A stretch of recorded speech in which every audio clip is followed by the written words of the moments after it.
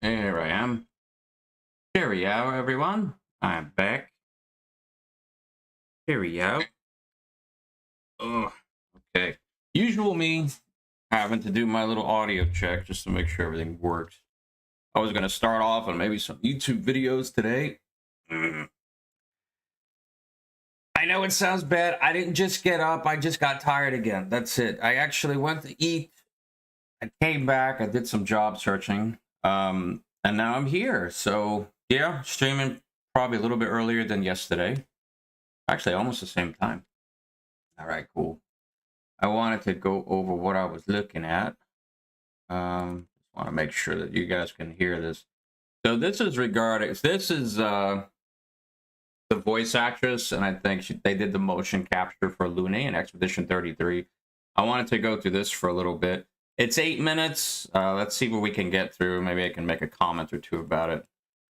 Let's see. Hi, I'm Kirsty Ryder, and I play Lune in Clair Obscur Expedition 33. Let's see if I can remember my iconic lines. The line is, "You swore the oath. When one falls, we continue." You swore the oath. When one falls, we continue. Yes, I know. I'm glad you started with that. We're going strong. Easy me in. People often ask me what my favourite one is, so I often quoted them. "I didn't take you for a coward." I love that line. Lune, the others. So it's probably Gustav. I feel like I'm letting Lune down. She would expect more from me. Okay, you're gonna have to tell me. The others. I know. We're the only ones left. You don't get to die.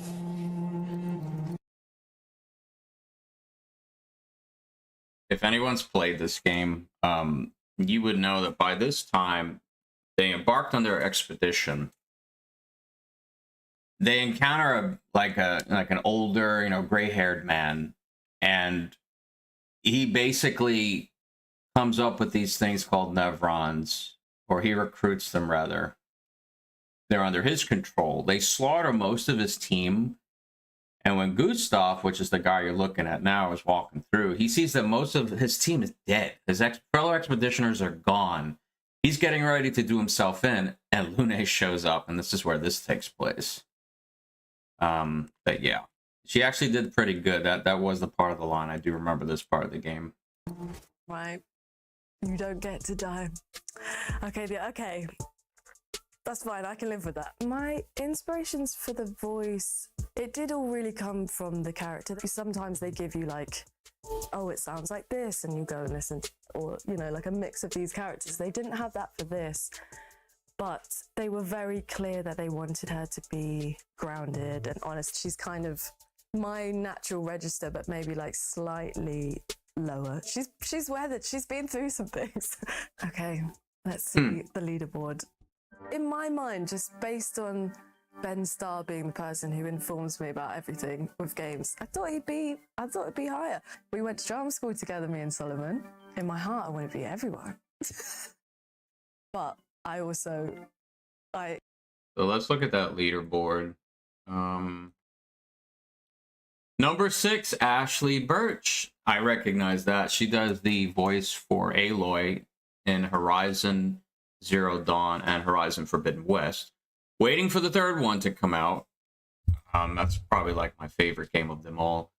Other than Ashley Birch, I don't know if I really... Okay, Ben Starr is there. Anybody else I actually recognize? Oh, Jennifer English, number 16. She does the voice of Mael in Expedition 33. Can't really say that I recognize any of these other ones. Games. I thought it'd be higher. We went to drama school together, me and Solomon. In my heart, I want to be everywhere. But I accept that I have a terrible memory. David Bateson, you're going down. And don't forget to subscribe to Full Damage. It meant a lot to me, the comfort we shared that day. Who said this? It was CL. It meant a lot to me. The comfort we shared that day. Love the scene. I might be one of those people shipping CL and Lune. That's what I'm allowed to say. That comfort we shared together. We'll leave it there. Who knows? You know, I try not to see too much into stuff, but I do remember that line as well. Lune, there's a world where there's history, romantic history with quite a few of the characters. And there's definitely something profound that her and Gustav go through and connect on. But I feel like Lune's so, you know, it starts terribly. There's no time for romance. What do you play? Guitar? Cheers. Guitar. You? Lune and Verso's relationship is an interesting one. I think they've got some great banter, the two of them. And I think she's good at keeping him on his toes. He's got so much knowledge that she doesn't have, and that's like one of her main drivers, is like getting the answers to everything, figuring things out. I think despite her suspicion, there's this drive towards him. Oh, fuck the mission. Fuck the mission, Lune. That's Gustav. Oh, fuck the mission! Fuck the mission, Lune! What are we gonna do, huh? I don't know when I found out about Charlie.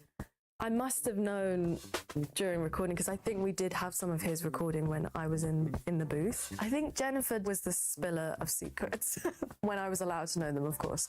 But she did tell me about Andy. I think we were recording at that point, and I was like, what? Andy Serkis, the legend. I didn't know loads about the gaming world, but we all kind of met for dinner. Me, Jen, Ben, Charlotte, and Rich. And it was very clear at the time when we were having that dinner that this was an iconic table of video game legends. Okay, we're in the middle of nowhere with 1 year left to live. What better time to build friendships? It's about wine? Yes, I could do with some wine. And if it's wine, it probably has something to do with Esquier. I mean, that is an interesting take. If you're part of an expedition team that has about a year to live, like, just think about what people would do. I mean, some people would do the mission, but I think some people would get off of mission. Something like that? We're in the middle of nowhere with 1 year left to live. Time to have What fun. better time to build friendships? I could use some wine, though. Yeah, Jennifer was saying about the dream would be. He goes, I could use some wine, though. Should I try to interject some stuff into that? I can use some wine. I mean, I'm seeing too much into this. I really am. To get spoilers for anyone who hasn't got them, to get SKA plushies that were also wine dispensers. I haven't seen them yet, but that's got to be on the cards at some point. I don't know how you can like this. Someone said this to Lune. Is it with SKA? Is it what we're just talking about? CL? Minogue? It's Vaso, isn't it? I don't know how you can like this. Oh, it's Mael. Of course! It's Mael! So in the game, Mael is a 16-year-old. So she's obviously too young to drink. And I think she just asked for apple juice instead, if I remember correctly. Yes, of course. Of course, the underage, yeah. She'll learn. Sorry, Mael. I named everyone but her as well. Don't tell Jen. I'm sorry, Jen. Jen is such a beautiful performance, and Aw. everyone does. I think, you know, Minoko's hilarious. That gruff voice that Rich has, and Sharla as well. I mean, everyone's got these kind of really beautiful, quite heartbreaking stories in their past, and I think everyone does so well to make those characters very lived in the way that they need to be for a game like this. I think Charlie Cox does such a beautiful job in the beginning. His voice just has such a like wonderful quality. It's like so honest, even though he was never in the room with me, even though I still never met him. He was a wonderful acting partner in those scenes. Doing terribly at this. And you knew this whole time. I know this is about Verse, so right. Yeah. She doesn't say fuck you, does she? Were you ever going to tell us that Renoir was your dad or something like that? And you knew this whole time. You fucking coward! You betrayed us! I think it's great that this character gets both the steady, calm resolve of this is what we're doing and nothing can shake me from this path. But also, it's high stakes and she's not an unemotional person. And honestly, it's righteous anger. It's justified. I understand it. So yeah, it's always wonderful getting to have that release. Intruders. Oh, Verso would not be pleased. On guard, ruffians. It must be my L. It's not. What? No, Noko. Stop that, you big hairy brush face. Oh, he says it. I do love Noko and the Gestrels. They're very sweet and very funny. And their little heads, their little brush heads, love them. Yeah, gotta love Fran. So aggressive. And that must have been very fun to be in the booth, but also on the other side of the glass, Rich just losing it. He's really screaming. Great character. Francois. Their name. They're one of the battle bosses, and they have like the swords, and they're women, I think, in like kind of armor, and they pull the swords out. Yeah, it's kind of. I actually hated them. So this is the opposite of the question. A feeling of vengeance. It will not cease here. That's a great line. That could definitely be a CL line. No way! Oh, wow. This is not this game. Who said this it? Is Sifu. This is, I'm going to say, is it Kuroki? That feeling of vengeance. Oh. It will not cease here. Oh, this is one of her other. I've never seen this. People might be surprised that I play another character in Expedition 33. I knew the name, but I've forgotten it now. Someone out there knows. So I'm going to tell you something. I have a very bad memory when it comes to names. I would probably do this exact thing. Like, after I do my voiceovers, I probably forget half my lines, and like half the people's names that I worked with would be very embarrassing. Because I feel like someone tagged me in an edit or something of that character. Where does that put me on the leaderboard?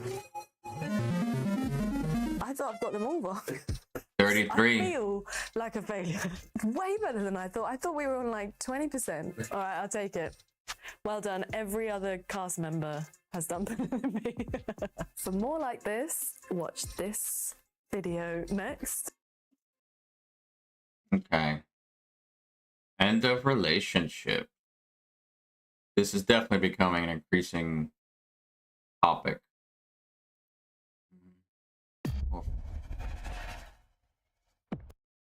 Okay, I guess it's for entertainment purposes only. Couldn't read all that too fast. Joel, were you surprised when he proposed to you? It was a beautiful and unexpected moment that truly touched my heart. We have a high degree of loneliness and isolation, and AI is an easy solution for that. So I already know why we increase the loneliness, because all we do is look at screens. I was explaining this to somebody, was it 2 days ago? When all we do is just look at a screen. It might have been my friend Katie I was talking to. Constantly, all we do, like, we're so, we're supposed to be so connected, yet we're so separated, because all we do is communicate to other people through screens, through computer screens, through our phone screens. So I mean, I think this is a definite driver of it. A viral photo showed a man on a New York City subway talking to ChatGPT like it was his girlfriend. I think we should be seriously frightened. I think we're headed for disaster. Everyone wants to feel loved, but now companies are selling an artificial version of love that can be addictive and dangerous. Today, we're exposing the truth behind the AI girlfriends epidemic with real stories from real people. This is a bit of a different video, but one that I think needs to be made. So it would mean the world if you subscribe, and I will do my best to never stop making these documentaries for you guys. On Visual Venture, and you are awesome. So I could understand why some guys would turn to this. I mean, obviously, it's not a physical thing. I mean, if we could get up to Westworld level, oh, human beings will go extinct. Like, there's nothing... Like, human beings, like a lot of lonely guys out there, if they can get their Westworld android feels every bit as human and in all ways imaginable, yeah, I can see guys growing old and their android doesn't age. And yeah, that's it. Potential fathers, uncles, like, gone. The whole generations would just disappear. Especially when you're practically guaranteed that your AI girlfriend, well, in this case, they're talking about AI, but if it came up to Westworld level, that droid would never disappoint you. They wouldn't abandon you. They wouldn't leave you alone. Probably wouldn't start pointless arguments with you. So I definitely see the appeal. The loneliness economy. A girlfriend used to mean a real woman in a real relationship, but for millions of men, that definition has changed. Today, a girlfriend can be artificial intelligence. An AI girlfriend is an app designed to act like the perfect romantic partner, and demand for them is growing fast. One recent survey of 2,000 men showed that 8 in 10 of them would consider marrying an AI girlfriend if it were legal. When that many people want the same thing, tech companies take notice. Today, AI girlfriend apps are a multi-billion-dollar industry. But this industry isn't booming because of technology. It's growing because men are lonely. To understand why men are turning to AI girlfriends, you have to understand the loneliness crisis behind it. In 2023, the World Health Organization declared loneliness a global public health concern. 1 in 6 people worldwide experience loneliness and social isolation. In fact, it contributes to more than 871,000 deaths a year. This problem can affect anyone. That's crazy. Data shows men are hit the hardest. In the UK, nearly 3 million men feel lonely every single day. In Japan, some men completely withdraw from society. They're called hikikomori. Kenji is a hikikomori, the Japanese word for socially withdrawn. It's the people that say, I give up. Lives avoiding the outside world. This level of isolation can be fatal. In the first half of 2024, 40,000 people passed away alone in their homes in Japan. The crisis was so serious that governments were forced to act. Both Japan and the UK appointed a minister for loneliness, but government programs couldn't make loneliness go away. That left the door wide open for AI girlfriend apps. One of the first of these apps was created by a 23-year-old Snapchat influencer. Her name was Karen Marjorie. Karen had 1.8 million followers on Snapchat. Each day, she received hundreds of messages from men interested in her. Responding to all of them was impossible, so she built an AI version of herself. She used OpenAI and thousands of hours of her own voice recordings to create an AI version of herself that will be your girlfriend. She called it Karen AI. For $1 a minute, men could chat with her AI clone. She sold it $1 a minute. I mean, at first I'd be like, nah, I would never go for such a, and I wouldn't go. I mean, I definitely wouldn't do this. But you'd be surprised how many people did, and it obviously had an effect because she probably made a boatload of money. She saw this as a money-making opportunity. This is her new business.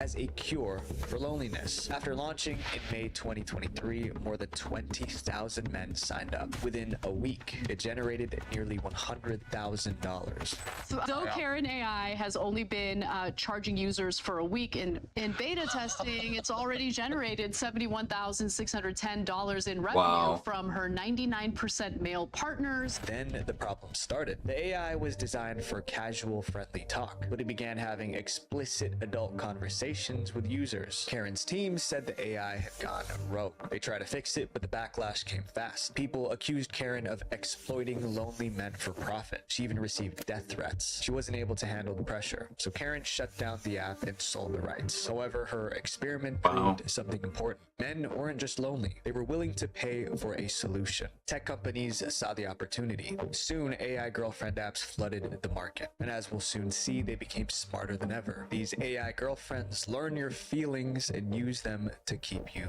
hooked. Tech companies saw that lonely men were worth billions, and they built an entire industry taking advantage of them. But this kind of exploitation isn't new. Data broker companies have been doing the same thing to you for years. You see, when your personal information is online, it doesn't just disappear. Your address, your phone number, it's exposed for everyone to see. A few years ago, someone found my personal information online and used it to threaten me and my family. That is crazy. That is crazy. Crazy. Unbelievable. Unbelievable. So I like this. This is a great way to log in.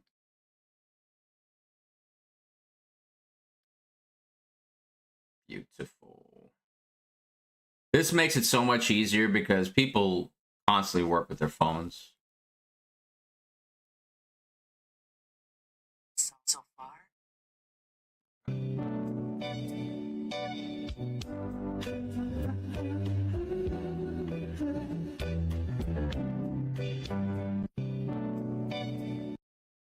I miss moments like this. I really do. I like that. That gives me some warm feelings. That's a cute kiss. I like that. Dating as a 46-year-old woman. Oh, God. Here comes the bullshit. Is brutal. It's brutal.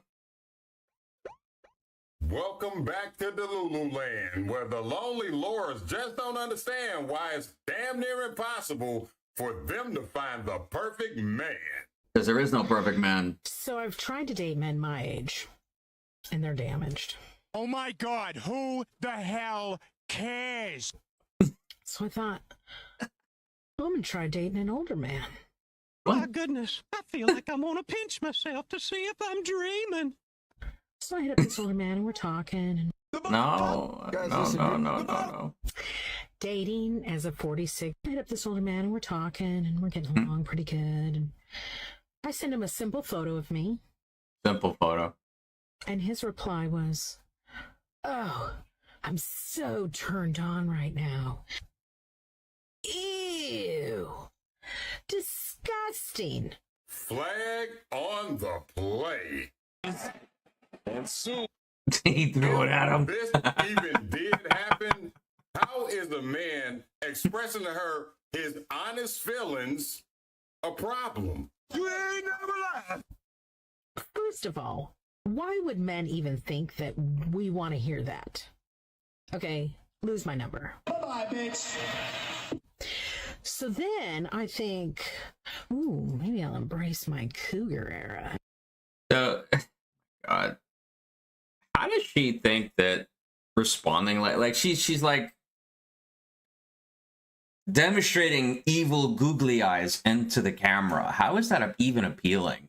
Like, first of all, she doesn't look like she's directly looking at the camera. I think she's looking at her image on her phone, basically like her digital reflection. So her eyes are in a, downward slightly, but making those faces is definitely not appealing. I hit up a 32-year-old.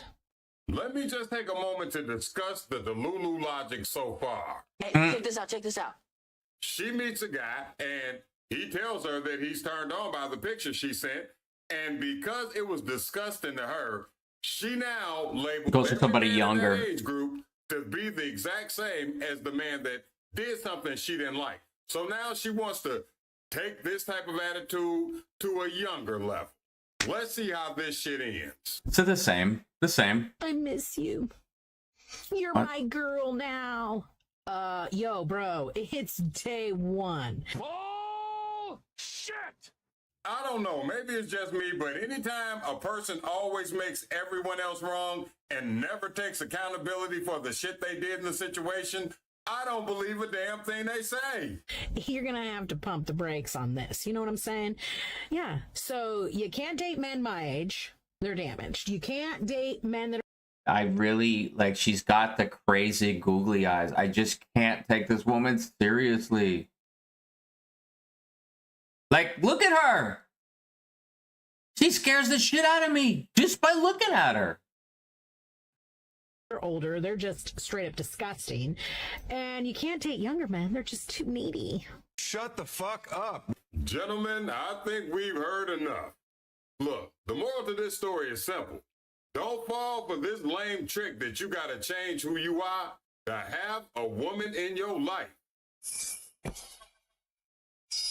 The butterfly, that's all. Let me see the tubes roll. I don't know what you've been told. It ain't the butterfly, it's the tubes roll. A brand new dance. So if you can see, she's dancing. The coworker in the back either doesn't know what's going on right behind her or just doesn't care.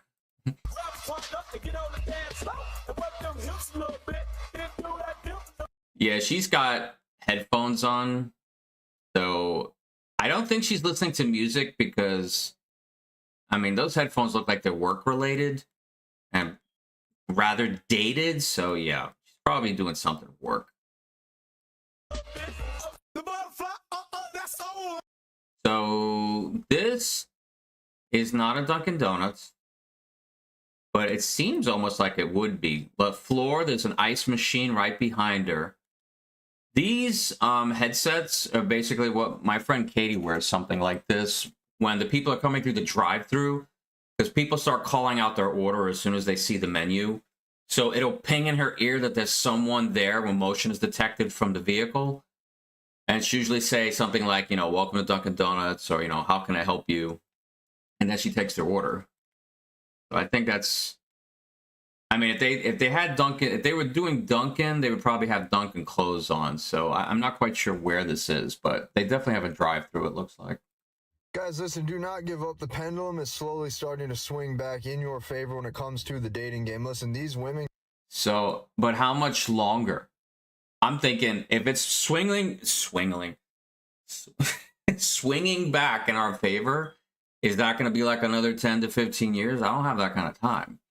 Cannot take it anymore. They are so lonely. They are hating that every single year they passed up on all these dudes. They are absolutely hating that they're going on 35, 40, 45 years old and they don't have any kids. They don't have any family. Listen. But don't misunderstand. It's not like they're not having fun. If I had hand tracking, you would see me hold my pointer finger up, pointing at you. It's not like they're not having fun in the meantime. Don't get it twisted. I mean, they are watching their mom and dad get old. They're watching their mom and dad all of a sudden not be there anymore around at Christmas time. Listen, they can't take it anymore. They're starting to slowly realize that men don't approach them. All the men who did approach them, they rejected. They're slowly starting to realize that they're watching every single sitcom and reality TV show in their bed all by themselves. Listen, I understand if you were a dude, right, and you're like 22, 23, 24, 25, 26 years old, and you feel like there's no hope, there's no options, that you'll never have any women in your dating life. But listen to me very closely. As you get older, things start to change. Reality sinks in for women. And not only that, what you're slowly... So he's describing the dynamic, how in the beginning, guys really have nothing to work with. They have no experience. They have no money. They may not even have any focus at the time. When I was leaving high school, I didn't even know what I wanted to do with my life. So I could understand now, looking back, a guy like that or a guy like me back then probably wasn't too attractive, but we're talking about women that are actually thinking long term, because a lot of guys my age at 17 were getting girlfriends, but they had a different mindset back then. But this guy's talking about, as a guy gains value, a woman tends to lose value. So I think that's where he's going with this. You're slowly finding that younger women are slowly finding this out due to the fact that social media, okay, has created false reality and false expectations. And women, by the time they're 22, 23, 24 years old, start to realize and understand that every single dude that they've also passed up on, or every single dude that they dumped, they realize when they get back out into the dating game, even if she's a hot woman, it's hard too. Yeah. Okay? Stick in there and don't give up. Keep working on the body. Keep working on the fitness. Keep working on the social skills. So yeah, I mean, this is an encouraging video for young guys.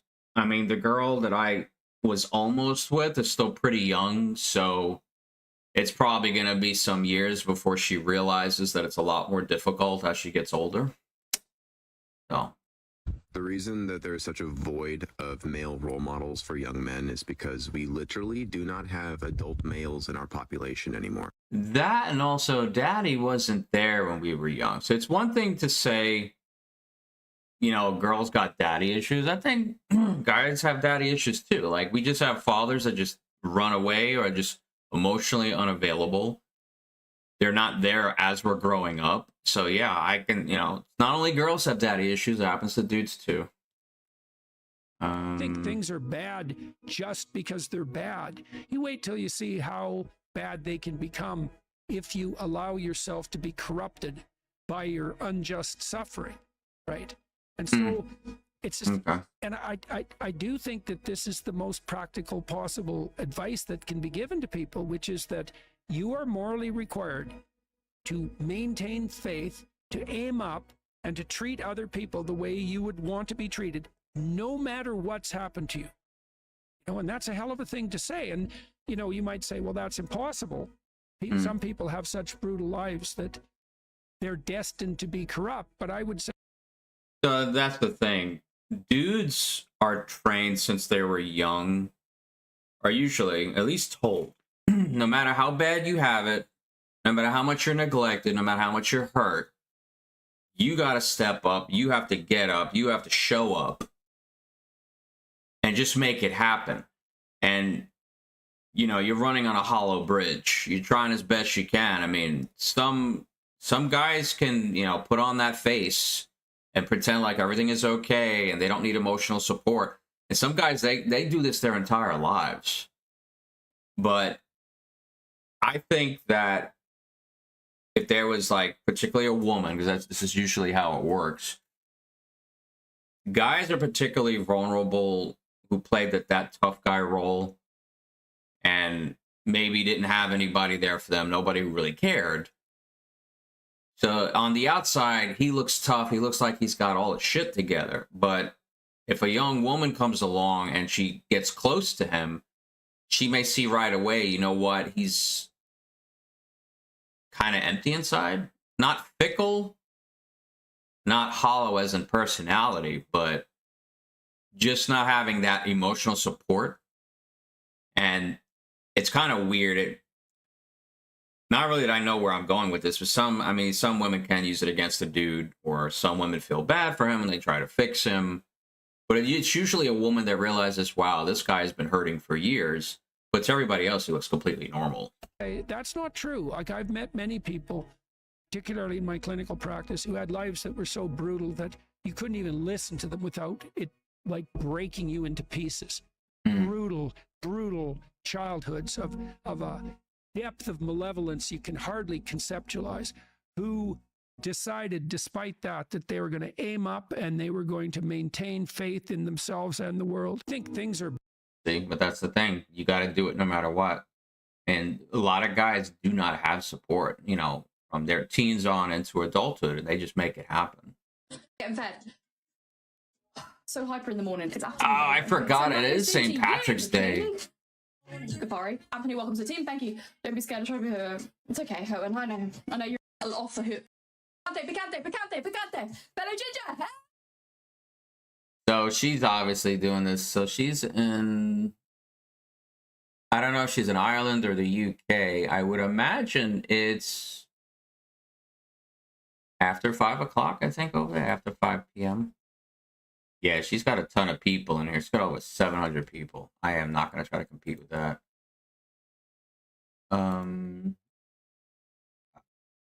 No, I don't want this. These are all lives. Let's go back. Hello.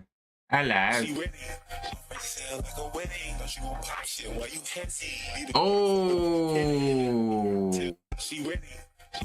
When someone is still tailing you going 80, so you generally hit the meanest Heisey of all time. So I'm paying attention to these two cars. We got the white. Now, on the highway, that is way too close. I hate people that tailgate. Like, I had somebody tailgating me after I saw that chick I used to hang out with a lot coming from Dunkin' Donuts. He was, like, right on my ass. I'm like, dude, if I just tap the brake, you're going to freaking cave in my trunk. Like, come on. This is unnecessary right here. Wow. So, I don't think he did it intentionally, but the dude that was tailgating could only see the back of this white car. And the white car, the driver knew that there was somebody on the side. Somebody stalled, obviously. It looks like he hit a wrecker, I think. All right, can we stay paused, please? Is that an option? No, I guess not. See if I can pause it. Okay, there's a car right there. The car and the driver of this white vehicle knows that car is there, but he dips out at the last minute. Meanwhile, this blue car can only see the ass of the white car. So of course, and it happens again. Wow. He wasn't even paying attention. Okay, so it wasn't a wrecker. It was just one. It was just two cars stalled on the side of the road from a previous accident. Okay. Yeah, that sucks. I'm really tired. Dark Lord! Whatever you want, you won't find it here. Not disguise yourself from me. Oh, God. You know, when you have kids, I think you're going to find that all kids are different, eh? Yeah. Yeah. Yeah. Yeah. Yeah. Yeah. Yeah. Yeah. Yeah. Yeah. For example, Minnie loves chocolate. Scotty don't. What? You know, when you have Scotty kids, I think don't. you're gonna find that all kids are different. Yeah. Yeah. Yeah. Yeah. Yeah. Yeah. Yeah. Yeah. Do you know why the dragons never harmed Tyrion Lannister? A man born among lions, yet strangely comfortable in the presence of dragons. People say it was courage, that he simply walked into danger and survived by chance. But dragons are not fools. They know blood. When Tyrion stepped beneath Meereen to face Rhaegal and Viserion, he carried no whip, no chains, no armor. And yet the dragons did not burn him. Curious, isn't it? Some whispers in the halls of Westeros speak of a darker secret. That long ago, King Aerys II Targaryen, the Mad King, took an interest in Joanna Lannister, Tyrion's mother. An interest Tywin Lannister never forgot and never forgave. And Tyrion? Silver in the wrong light. Eyes not quite the same. A mind too sharp for the cage he was born into. What if the truth is far simpler? Dragons did not harm Tyrion, because somewhere in his veins runs the same fire that birthed them. Not light. Why is the sound getting all choppy? Just as you gave Caecilius powers from your dimension, I brought a little power from mine. This is time. Okay, what kind of pisses me off about this video, and I hear it right away. I'm gonna play it for a few seconds. I'm gonna see if you notice anything, because it's them talking, but you also hear something else. Endless looped time. So I don't know what's going on. I don't know if it's people using AI or whatever to manipulate a video, but you have Doctor Strange talking to Dormammu, I think his name is, who's like outside of all the of the multiverse. They're having their dialogue, and there is like almost like a subliminal talking, and it's a very low voice explaining what's going on in the scene. I find these extremely annoying.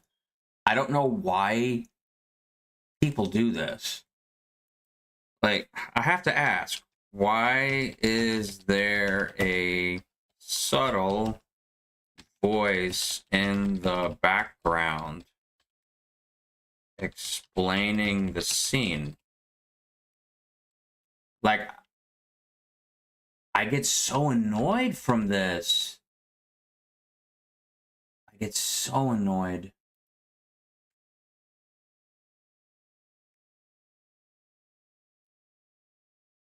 Yeah, it's so annoying, dude. I mean, the greatest goal of marriage, if there is a goal to marriage, should be, I think, that at the end of your spouse's life, that they would look at you and say, "You helped me become the most authentic version of myself."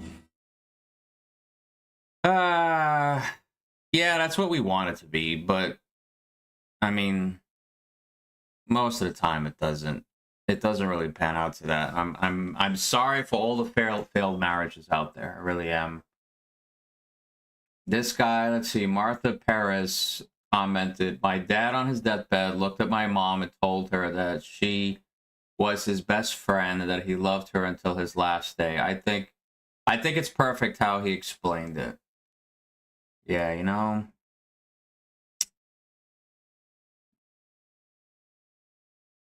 This guy says, my wife left this planet November 17th, 2020. 40 years together. She loved me. I loved her. We let each other dream and live a life. This guy doesn't believe in punctuation. If I would have... God, he just typed this really quick. Dude, he ended it with a comma instead of a period. Oh, this drives me bonkers. I can't even read the rest of this.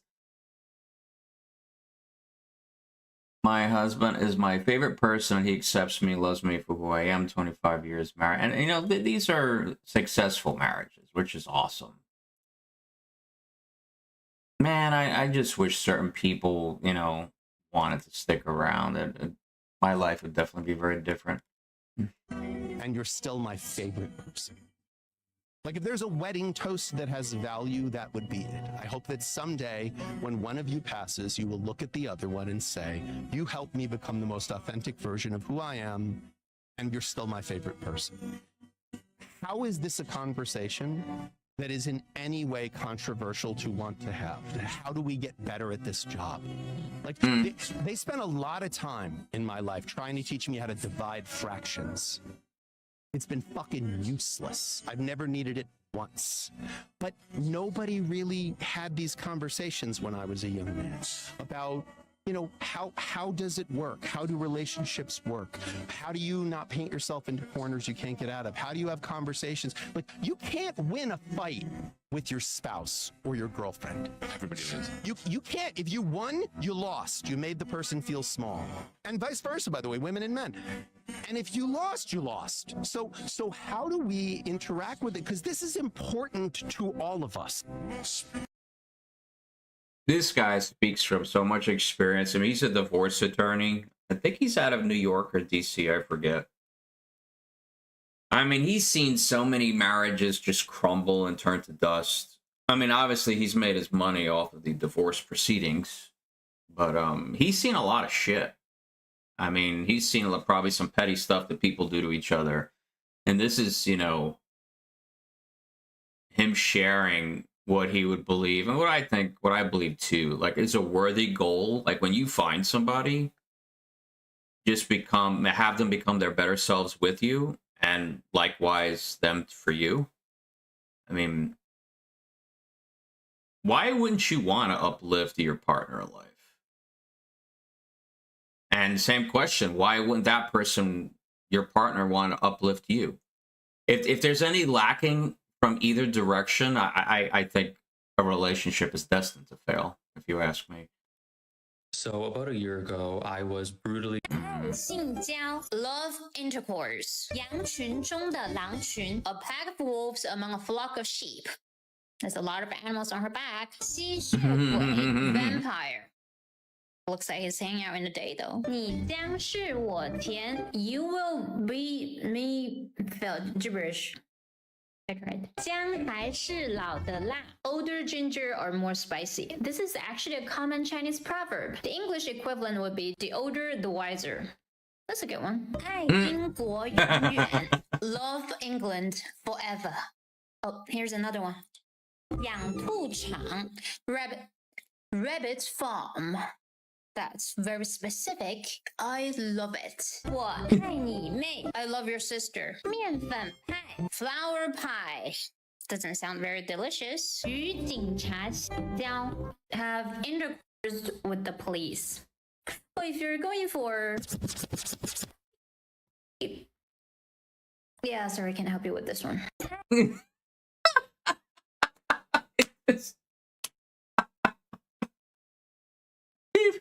People don't realize what they put on their bodies. So I'm glad. So the girl that I was trying to get with last year, she had tattoos and she was getting more, but luckily she never did Chinese kanji characters, because you have absolutely no idea what message you're putting on your body. And it's with you for the rest of your life. Like, some of these are very freaking embarrassing. I'm going to do an OMG in the comments. OMG LOL. There we go.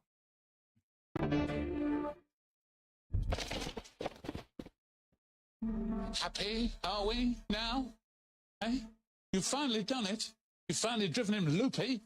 Vernon Dursley, you survived.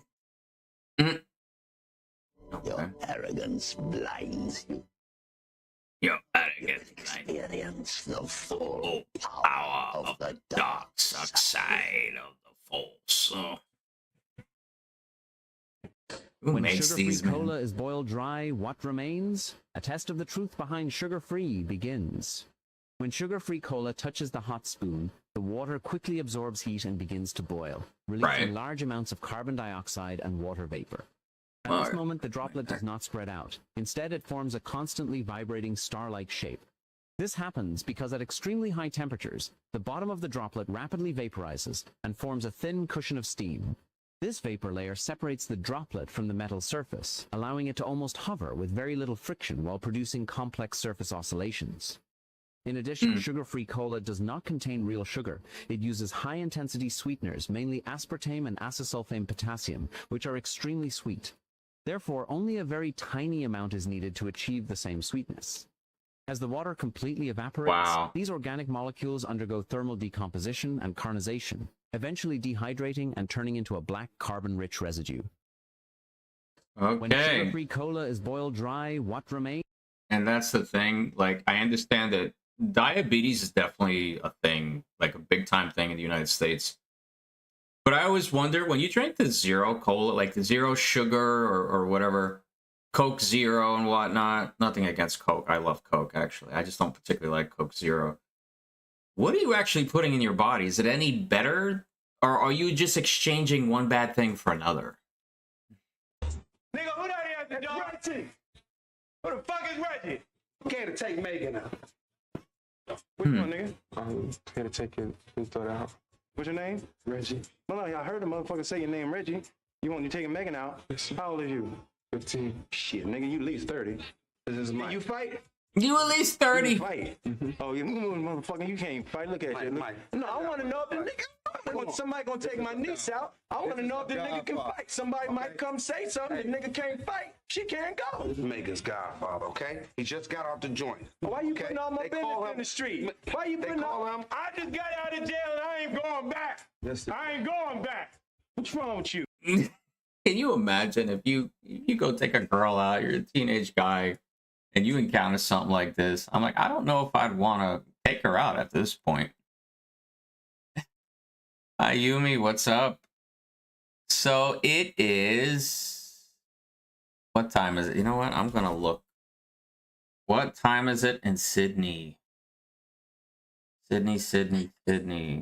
It is 3:20. No. 3:28? Really? Oh, I keep forgetting that y'all are really far ahead of us. Wow, it is 11:28 here. Jesus. I'm doing good. I'm okay. A little bit better than yesterday because I'm a little bit more distracted. I was just looking up. I was doing some YouTube videos before. And now I'm going back to TikToks again. Just laughing and commenting like I was doing yesterday. Hope you're doing okay. So when I was in my 20s, one of the things that I struggled with the most was trying to find my purpose. Like I felt like I needed to figure out the exact thing that I was supposed to do with my life.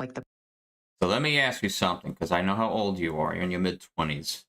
What is your purpose? Like, has anyone ever asked you that question? What is your purpose in life? Perfect career path or, this role that I was meant to play or just some big mission that I was supposed to accomplish. And I, remember always feeling this pressure. Like if I don't figure this out soon enough, I'm going to either waste my life or go in the wrong. Yeah, your purpose. So if somebody was questioning you and said, hey, what is your purpose in life? Like, I guess we can loosely translate that to, what do you ultimately want to do for a career? Or I guess what type of impression do you want to leave on humanity? Yes, go right ahead. I am all ears. Wrong direction. It gave me a lot of anxiety. But what I've come to learn is that in Christianity, purpose is understood a little bit differently because the starting point isn't what you're supposed to accomplish. It's just walking with God. That's the starting point. When someone surrenders their life to God, the goal is not to just immediately try and discover this one giant assignment for your life. You're not supposed to suddenly have your whole future just figured out. The goal is to just learn how to live in relationship with him and Heart and love. That's actually very pretty. I like that. Would you say, so if I asked you if you're a lover or a fighter, you would tell me a lover, I'm assuming. from that relationship, direction slowly starts to grow over time. And so if you're someone who struggles with trying to figure out your purpose, which I definitely did, something that helped me a lot, especially because I tend to worry about, the future, is realizing that purpose is less like one specific job that you're supposed to discover. And it's You're a fighter too. Do you know martial arts? I know a little martial arts, but I don't know if I'm probably pale in comparison if you've been doing it a really long time. If you can't fight for your love, and what kind of love are you? Keanu Reeves, yeah.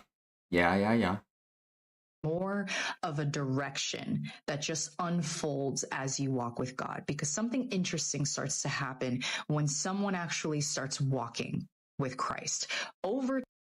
So I think I may find the comments more interesting than the video. Let's see. I can fight for love, but I'm not a fighter though. No, I get it. I mean, do you have a love? I mean, you already know me since you were watching my stream for an extended period of time yesterday. Now you probably remember how I was interested in a girl and I just happened to see her in traffic briefly. So obviously, I'm obviously single now. So you're single, I take it. You said, yeah, I think I actually, if you were single, I don't know if I said you had somebody, but 26-year-old single woman. Okay. That's pretty sweet. Orthodoxy of the left any more than I like orthodoxy of the right. The right-wing Christians are trying to control your behavior. They're trying to control the behavior of other people. The left-wing academics are trying to control the language and behavior of people. I don't like anyone trying to control. I really miss this guy. I really miss him. I remember when he passed, I felt so bad. We are almost the same. I was in love. So it didn't work out with you and this guy recently, I take it. I mean, for me, it was less than 4 months ago, so I don't know if it's within that time frame. Maybe for you, it was a little while longer. And dictate to me from an orthodox standpoint. I just don't think it's what I need to be whole. I really think this species is a foolish. A year ago, species that has organized itself poorly, and I think this culture in particular leads the way. I think we have put property ahead of people. We have put competition ahead of cooperation. And I don't think the balance can ever be brought back into line. This guy was a genius. I really wish he was still alive today. So, question. You said yours was a year ago. Are you still feeling it? Or are you, I guess, quote unquote, over it by now? Really? So my attitude is one of, I look at this species with pity and wonder, a combination of wonder and pity. Can't believe that they do these things. And I really feel sorry for them, but I don't identify with them. Abraham Maslow said the really successfully self-actualized person does not identify with the local group. I don't identify with this country, with these religions, with this species. I really feel like one of the carbon atoms, and just watching the whole thing from out at we know what the Oort cloud is. The Oort cloud is where the comets gather outside the orbit of Pluto. He started to talk about the Oort cloud. You're like, yes, I do. So you still feel it. Can I ask, because I told you that I assume, because she's an avoidant, so I didn't really get much closure. So I'm thinking she just got cold feet and took off, ran away. Can I assume why it didn't work out between you two? Like, what was the reason?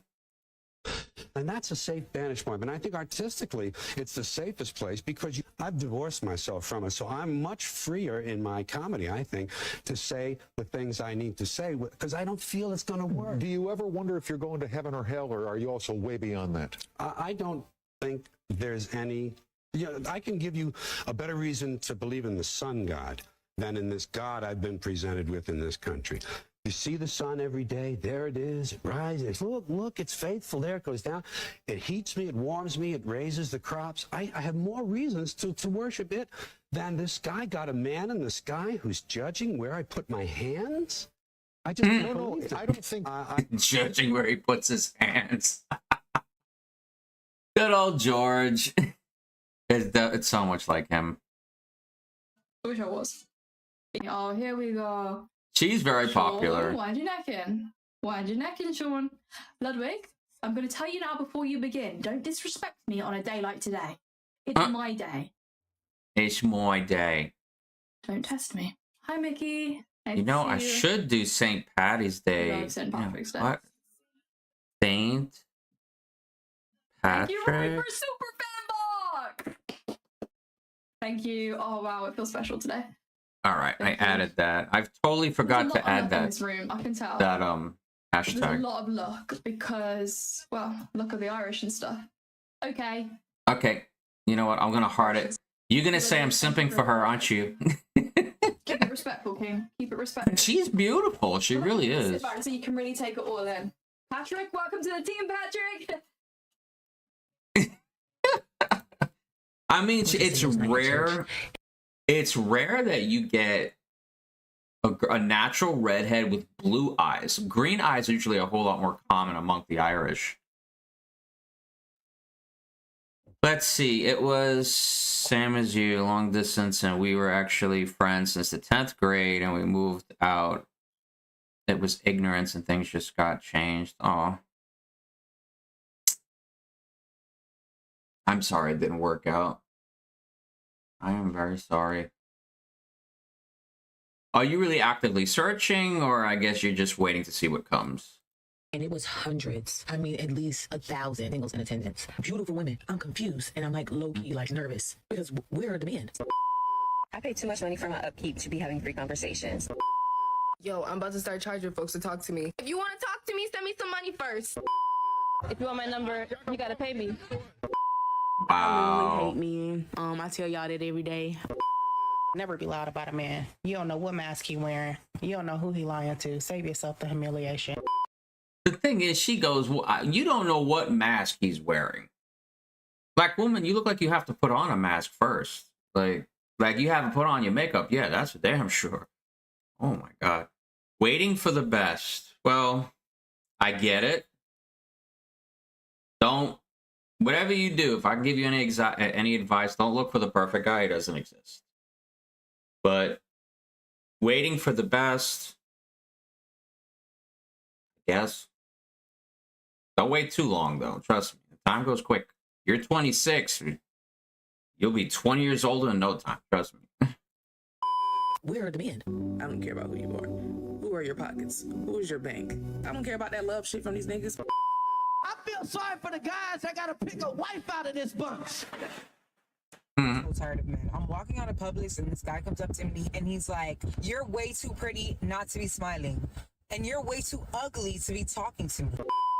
Wow. Left us down here with these sassy ass niggas. They be having thongs in their ass back there. God said when a man finds a wife, he finds a good thing, bitch. Tell that nigga he could say that bare minimum shit for a bare minimum, bitch.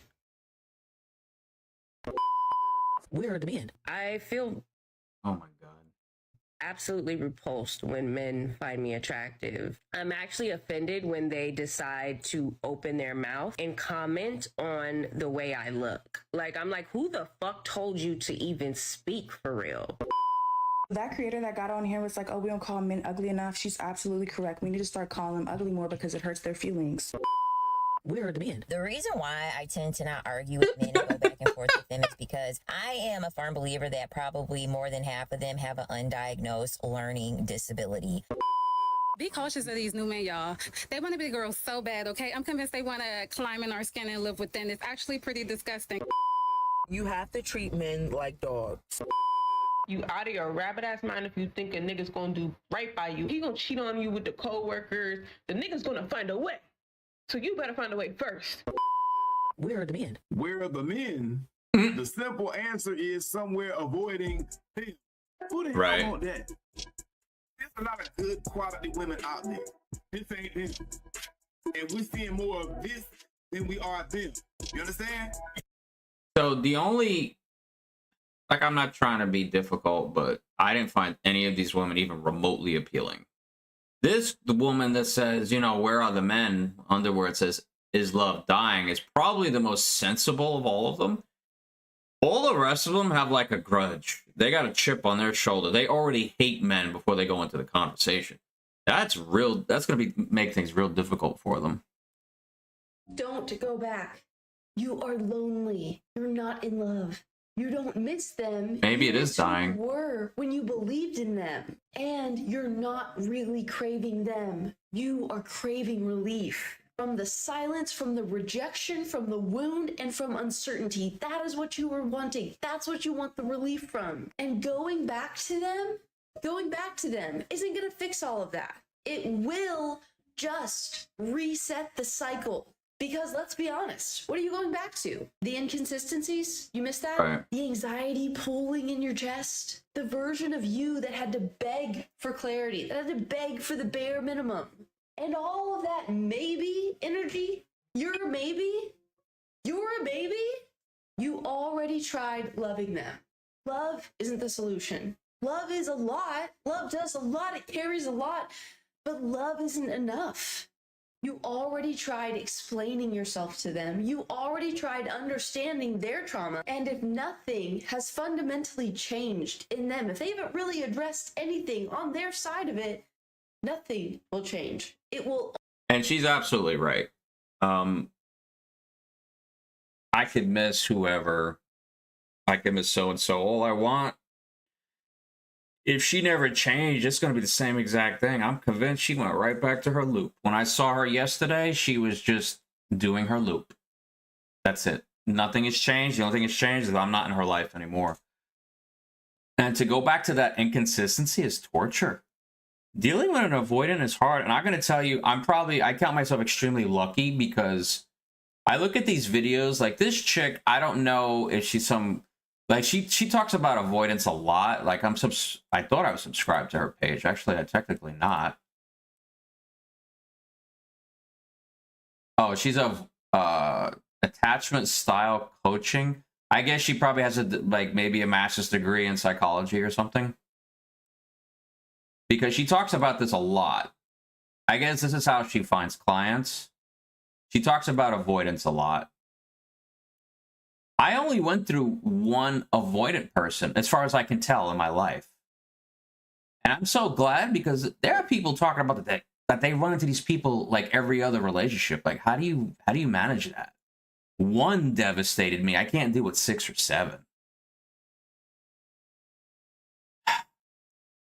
Dude, these modern shit's killed the real romance of love. You can understand.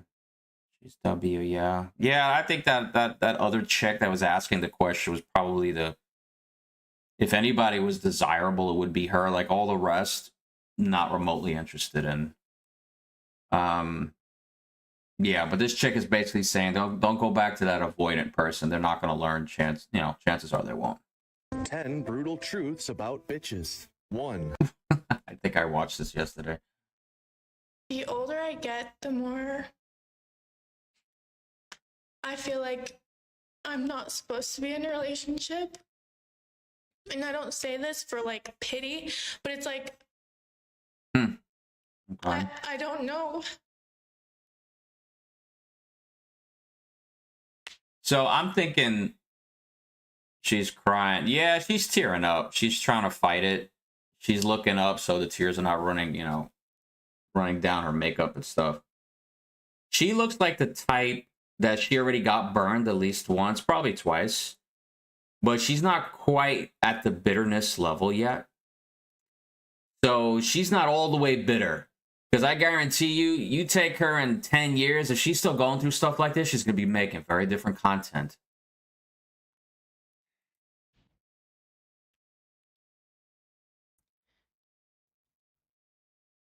She can't find the words. How to love like a normal person. It's like I always feel too much of everything. I feel whenever I start feeling something for someone, I go insane and I don't know how to stop it. You want to be attached to someone, it's normal. It's not a disease. And I just don't think I'm meant for love or a relationship or anything that makes me feel fucking insane. I don't think that's what I was meant to do. The older I get, the more... Yeah, she started going into her feels as soon as she started making the video. She could tell she wasn't crying before, and she begins to tear up. I mean, can you Ayumi, can you relate to her in the sense that this is closest on how you feel at this time? Name one thing black people cannot do that a white person can. White people are moving in. Honey, this neighborhood is great. No, everyone is so friendly. Our property value just shot up. Wow, it must be all the new neighbors. And up they go. Crime rates are plummeting. Yards are perfectly maintained, and everyone's so friendly. Yeah. It's the perfect investment. What the hell y'all crackers looking at? We're your new neighbors. Oh my Looks like god. it's time to find a new neighborhood. Oh my god. Yeah, I did. The people that assume So the girl that was crying, like, do you relate to her? Like, she said she feels too much. She doesn't know if she can find love. She was getting rather emotional while she was doing the video. Like, do you find your situation closest to her?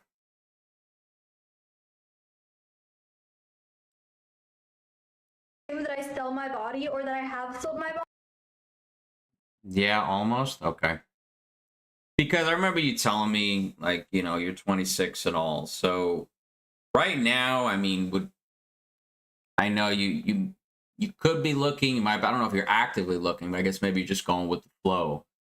But being a 26-year-old woman, for a lot of 26-year-old women, is an exciting time. They're going out, they're meeting people, they're exploring opportunities. So, but to get frustrated about not being able to meet someone yet, I kind of understand where she's going. Because before, you know, she'll be 30 before she knows it. So she kind of looked like she was, you know, maybe early to mid-20s herself. Body aren't entirely wrong because I was in the military.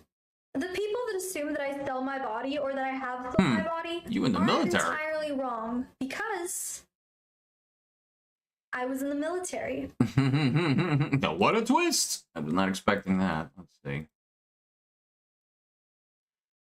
Her thing is cosplay and voice acting, fitness, Uber X, chair spins, 3D prints, Twitch. So she does have a Twitch. Simp, yeah. I'm a simp. Oh, look, definitely cosplayer. Would you rather me simp for you, Ayumi? Is that what you're saying? Is there a TikTok you want to show me? Where you're working out at the gym? Putting on cosplay outfits? She's a jester in this one.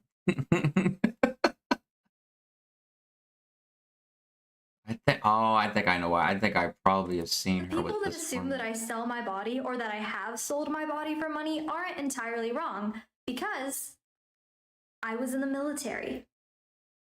So, I guess she says this line quite often. I got deported by pigs. I got snood by pigs. I got burned by pigs. I got bombed by pigs. Were you born a male by any chance? That was funny. All right, yeah. Oh, she definitely is. She's definitely fit. Oven. After meticulously winding 350 meters of wire, I prepped it for one of the most complex resin pours I've ever done. I didn't show this on camera, but it Oh God. Just give me the results. What did you make? took 5 separate pours, each didn't fit.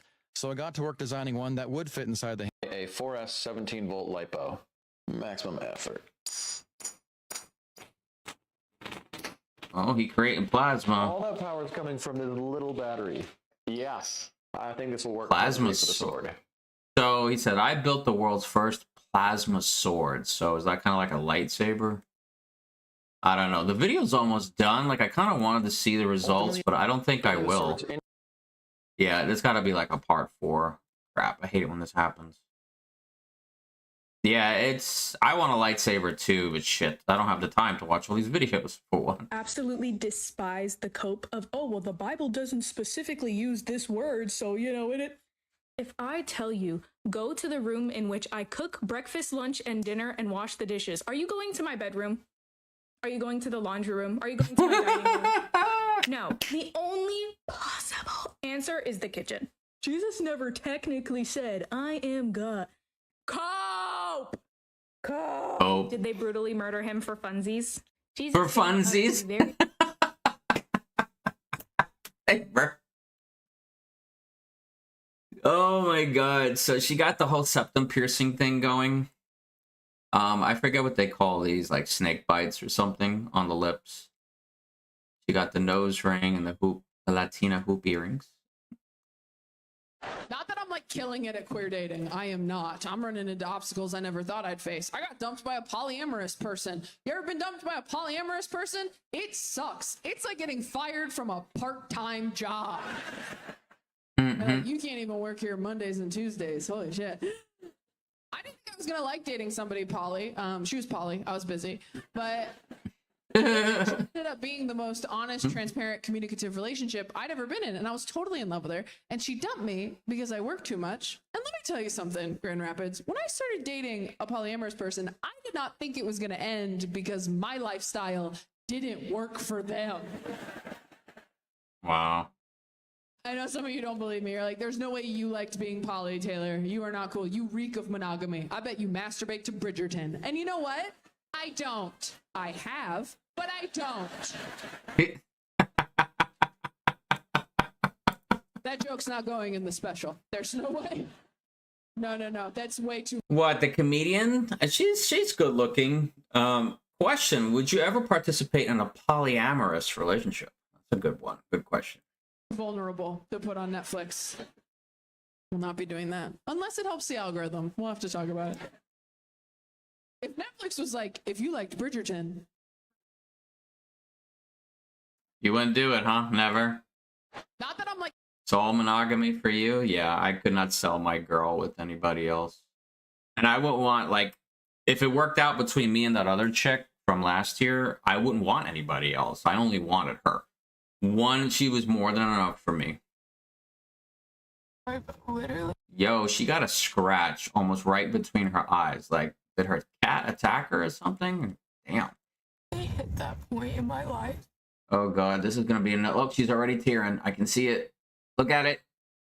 The tears are welling up. where I just don't want to live anymore. And it's been like this for forever. And I'm alone and I have no one. All my family lives in different states.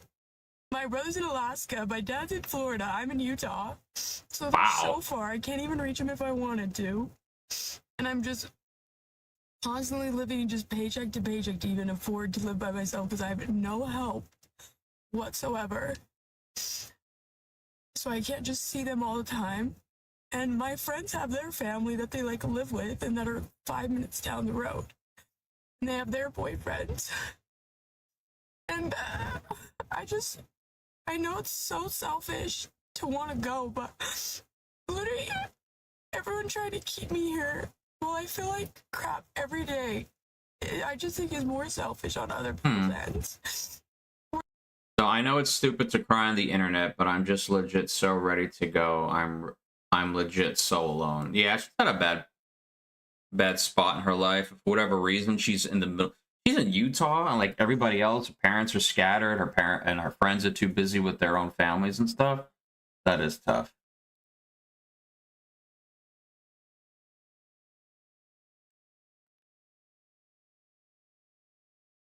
Oh, she's on a motorcycle. See, these chicks actually have hobbies. Her dad?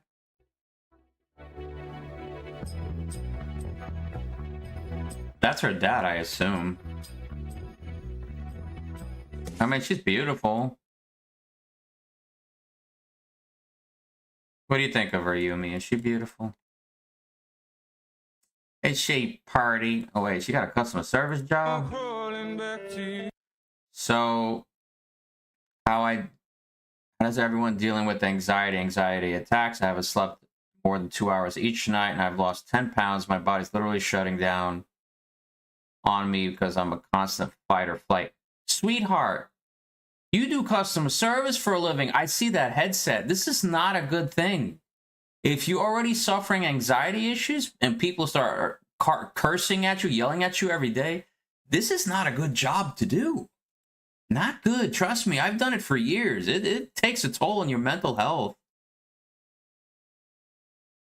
Dude, you should rest. Dude, I should rest? Or she should rest. She's 2 hours each night. I got my sleep. I'll be up for a while. She's shaking. So I don't know what the hell happened. Like this scar, like it's not even a scar, it's a scratch between her eyes. Like I don't know what the hell. She's got it over here, here. Like, woman, what demon cat went after you and scratched you for the rest of your life? It keeps appearing. He says he's got beef, that I'm a vegetarian, and I ain't fucking scared of him. It's like, it looks like a brand new scratch. It never healed. It's in every video. Oh my God. How's my day been? I mean, it's good. I mean, I haven't, like I woke up 4 hours ago. So I woke up 8 a.m. my time. It's almost noontime here. I haven't done much with the exception of eat and job hunt, because I told you I'm between jobs at the moment. I mean, but I'm okay though. I'm definitely okay. Yumi, you got a big family? You got like brothers and sisters and stuff?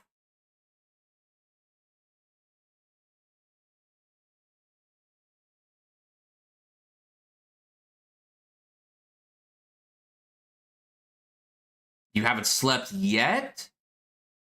Jesus. Yeah, right.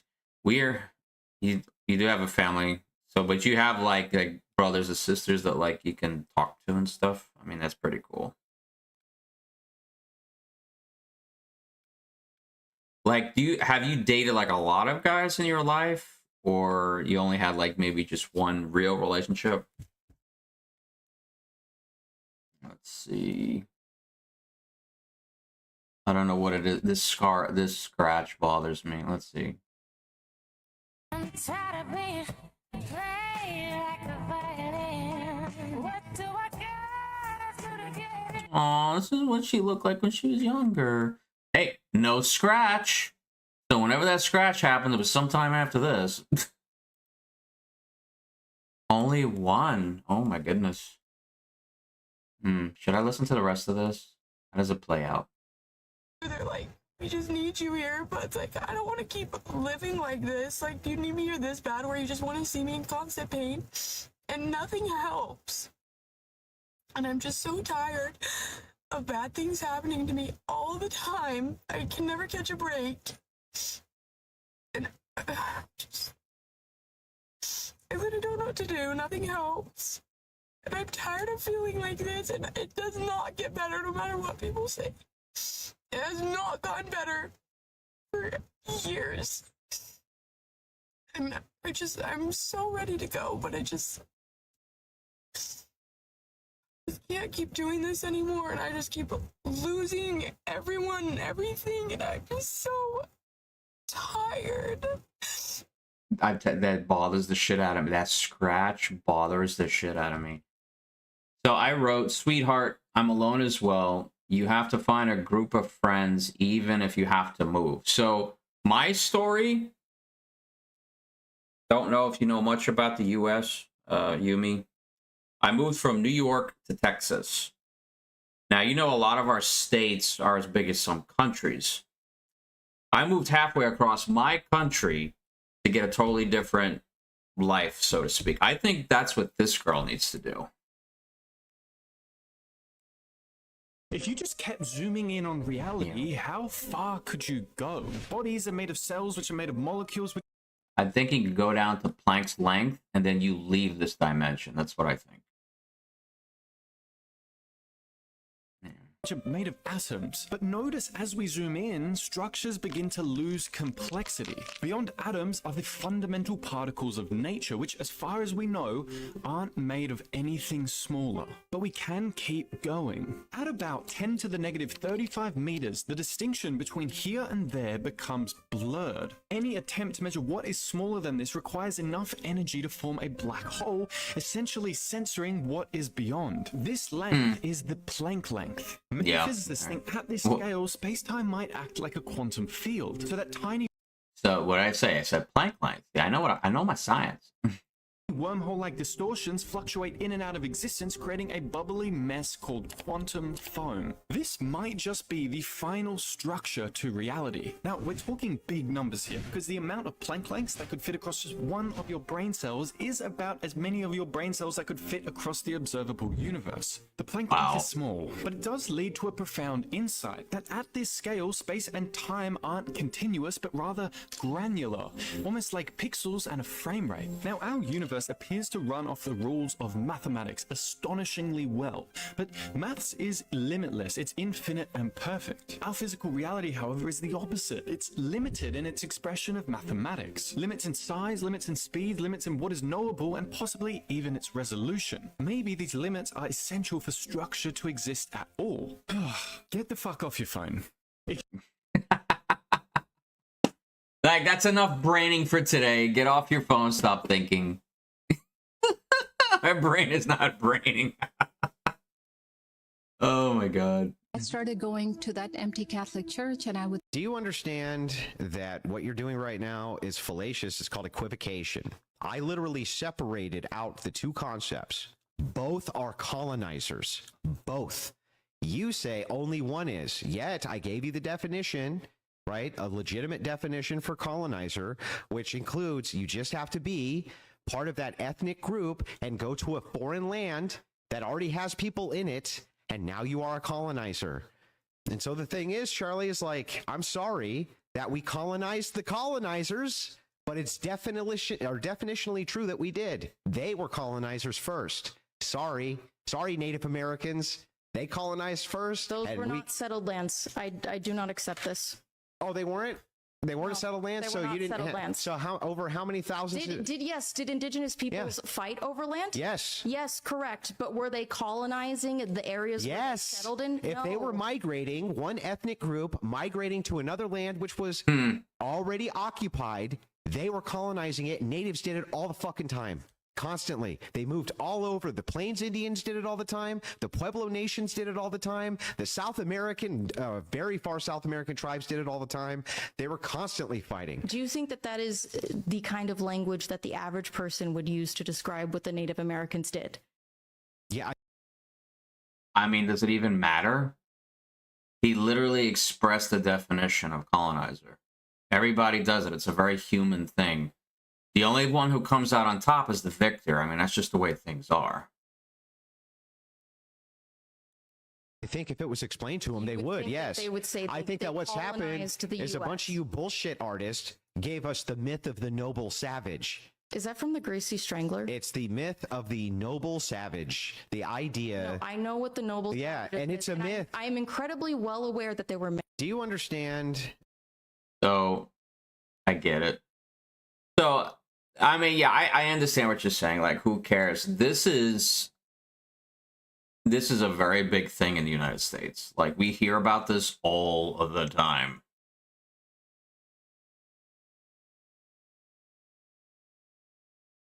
Okay.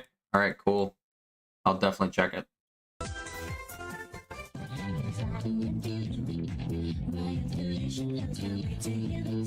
Pretty good.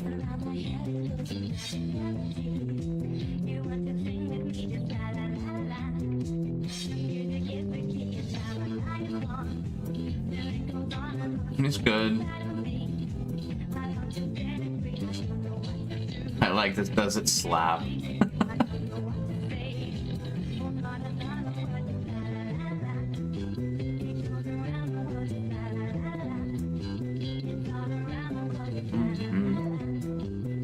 He's a good bassist.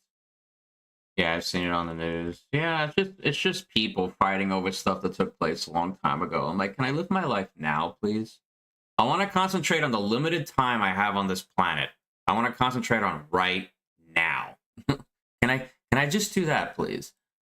You ever notice happiness turned into a fucking subscription service?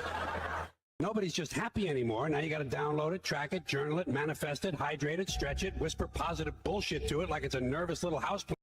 So this is AI. I don't recall ever seeing this of George Carlin. It's pixelated and it's not the way his face used to move. It's a very good impression of George Carlin. Not gonna lie, but I don't believe this was an actual thing he said. I mean, I don't know. It's kind of hard to imagine. Fake positive. It's very, I mean, if he didn't say it, then it's very George Carlin-ish or George Carlin-esque.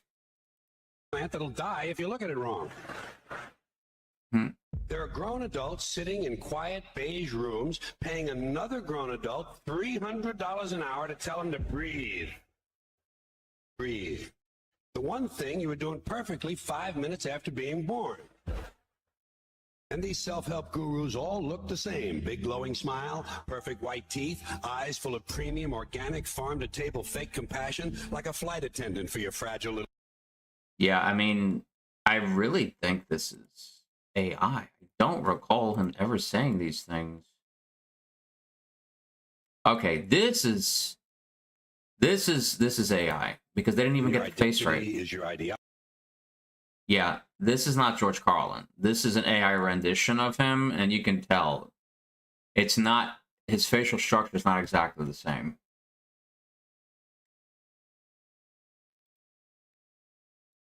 I mean, it's not that these are not good videos or they're not saying cool stuff. Like this guy, this is real. And of course, it's not just in nature. Because I remember this. The social structure, just beginning to collapse. You watch. Just beginning now to come apart at the edges and the seams. And the thing I like about that is yeah, it makes it's the definitely news AI. on television more interesting. Makes it more exciting. Makes the TV news more fun. I watch TV news for one thing and one thing only. Entertainment. That's all I want from the news. Entertainment. You know, this is real, by the way. That's bad him. News. Bad news and disasters and accidents and catastrophes. I'm looking for some explosions and fires. I want to see shit blowing up and bodies flying around. I don't care about the budget. I'm not interested in labor negotiations. I don't want to know what country the fucking Pope is in. But you show me a hospital that's on fire and people on crutches are jumping off the roof, and I'm a happy guy.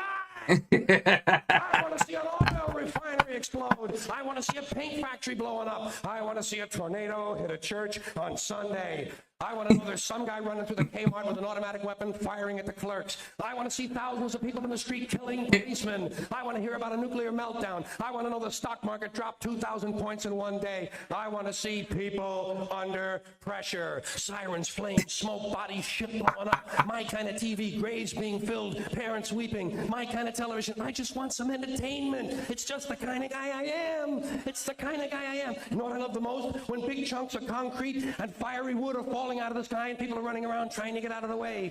Exciting shit. That's why I watch auto racing. It's the only reason I watch auto racing. I'm waiting for some accidents, man. I want to see some cars on fire. I'm not interested in a bunch of redneck jack-offs driving 500 miles in a circle. 500 miles in a circle? Doesn't impress me. Children can do that. I want to see some schmuck with his hair on fire running around punching his own head, trying to put it out. I want to see the pits explode. I want to see cars doing 200-mile-an-hour cartwheels. Hey, where else besides auto racing am I going to see a 23-car collision and not be in the son of a bitch? And if a couple of cars fly off the track and land in the stands and kill 50 or 60 spectators, fine, fuck them. Serves them right. They paid to get in. Let them take their chances with everybody else. Just means more fun for me. More fun for me. Hey, at least I admit it. At least I admit it. Most people won't admit to those thoughts. Most people, see something like that on television. They'll say, "Oh, isn't that awful? Isn't that too bad?" Lying asshole. Asshole, you love it and you know it. Explosions are fun, and the closer the explosion is to your house, the more fun it is. Do you ever notice that? Sometimes you have TV on, you're working around the house. Some guy comes on and he says 6,000 people were killed in an explosion today. You say, where? Where? He says, in Pakistan. Say, oh, fuck Pakistan. Too far away to be any fun. But he says it happened in your hometown. You'll say, whoa, hot shit. Come on, Dave. Let's go look at the bodies. Let's go look at the bodies. I love bad news. I love bad news. Hey, the more bad news there is, the faster this system collapses. Fine by me. Fine by me. Don't bother my ass. I'm glad the water sucks. Know what I do about it? I Drink it. And of course, it's not just in nature. Oh my god. So yeah, that was real George Carlin. This one has got to be AI because his silhouette was never even like this. I mean, you can tell it's like they edited out and they're excluding the background. Like, why is his skin ending like it's paper thin on the edges of his head? Like, you can tell it's not even real. Watch this. I don't think we were supposed to watch television and take on all the problems of the world. I don't think the body's equipped for that. There should be just a day the TV just goes off. Maybe a week the TV just goes off. What's so bad about that? In time, we're going to find out that all of the media is misconception. Anytime you place your life outside of yourself, you're going to suffer grave consequences. Okay, this is actually a super cool interview from Prince.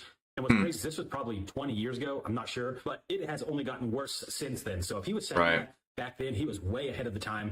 He knew what was coming. He could see it from the outside. And he's right. I mean, you can't trust a lot of things you see on TV, no matter what your beliefs are. And Prince here is pointing that out. And Prince was a super smart guy, super talented, probably the smartest musician / producer, just as somebody in the business itself of all time. He produced and wrote almost everything himself. He really didn't work with too many labels because he didn't want bad contracts with them. And he advised other bands and musicians to be careful with contracts and labels because it's a possibility that they can take a lot more royalties than you would think. So he was a big advocate for that. And I guess he was a big advocate for just finding truth and not believing everything the media says because they can warp the mind of society. And watching this video was my first time to ever see Prince talk about this. So I think it's pretty cool. Watch this. So Prince, I mean, he's been dead some time now. Prince. He's been dead since 2016. Wow. He's been dead almost a decade. He was born 1950. Wow, 1958. My goodness. 2016. What's the math on that? Purple rain, purple rain. He was freaking awesome. He was 58 years old when he died, man. Huh. Yeah, he was an awesome songwriter. Vaginas are strong, they are, but they're also a lot of work. I give women a lot of credit. Take care of that thing. Jesus, I couldn't do it. I can't even take care of a Tamagotchi.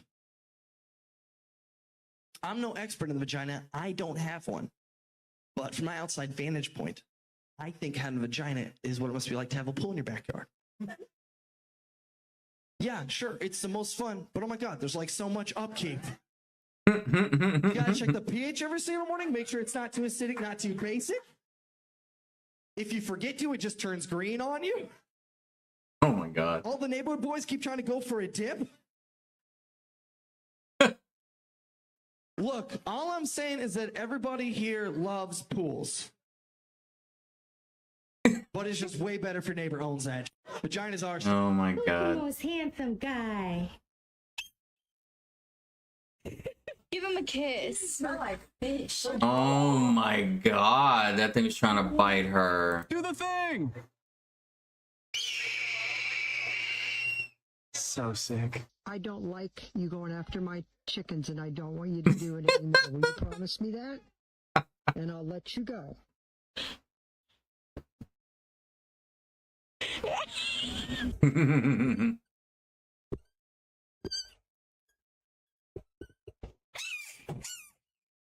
He's noisy little thing. And then I wrap it over. And the bird is ready. See how easy it is? And so I can actually feed the bird. Hey, come on. Hey. Oh my God, I'm holding a freaking Hulk. Hi. I gotcha. The audacity. Am I crazy, or is there 3 hawks just playing with each other? That's They're running around the base of a tree. I love birds. I really do. 3 younger siblings. They're all Gen Z. They're all cool. Why is this so low? Jesus. Palpatine's entire master plan was a try not to laugh challenge. It was like the extreme difficulty of a try not to laugh challenge, because you have managed to secretly move your way up to the higher upper echelons of Republic power. You are now the Supreme Chancellor of the Galactic Republic, and every other Sunday, the high-ranking members of the Jedi Council, one of which is Yoda, is telling you, yeah, we have a lead on the second Sith Lord. We think he's somewhere on Nar Shaddaa. Dooku's working with someone else.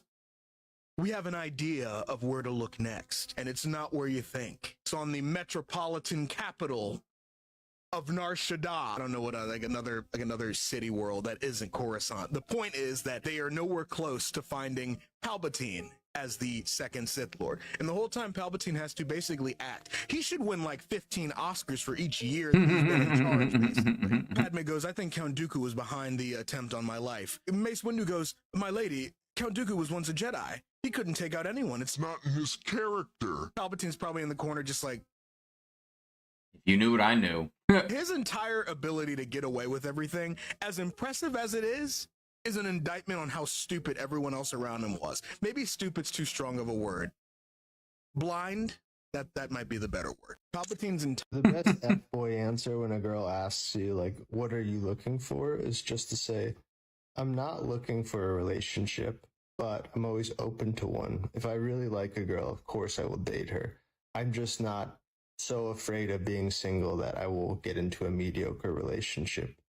And it works because, well, first off, it's very truthful.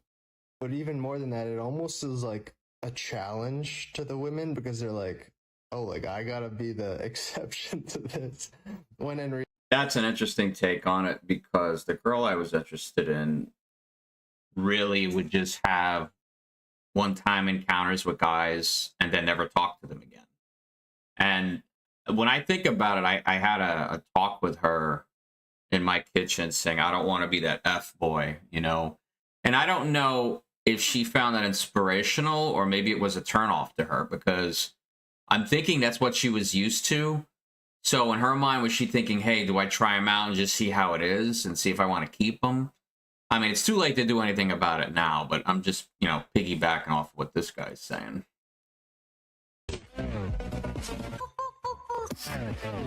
I remember this trend.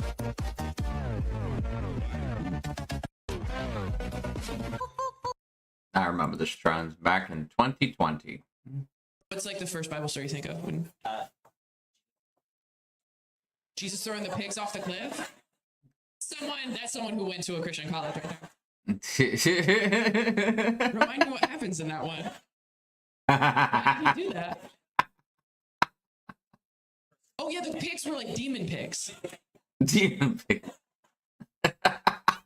You don't get it. Smart, so the demon pigs. Demon pigs. He had to throw them off the cliff. No. Pigs are dicks. Oh my god. Okay, the pigs are demons. And so he threw them? I don't remember God ever. No, he didn't throw them. They ran off the cliff. With water, probably. He drowned them. What were the demon pigs doing? Were they just like, fuck you, we're Satan? I'm trying to remember how he knew the pigs were possessed.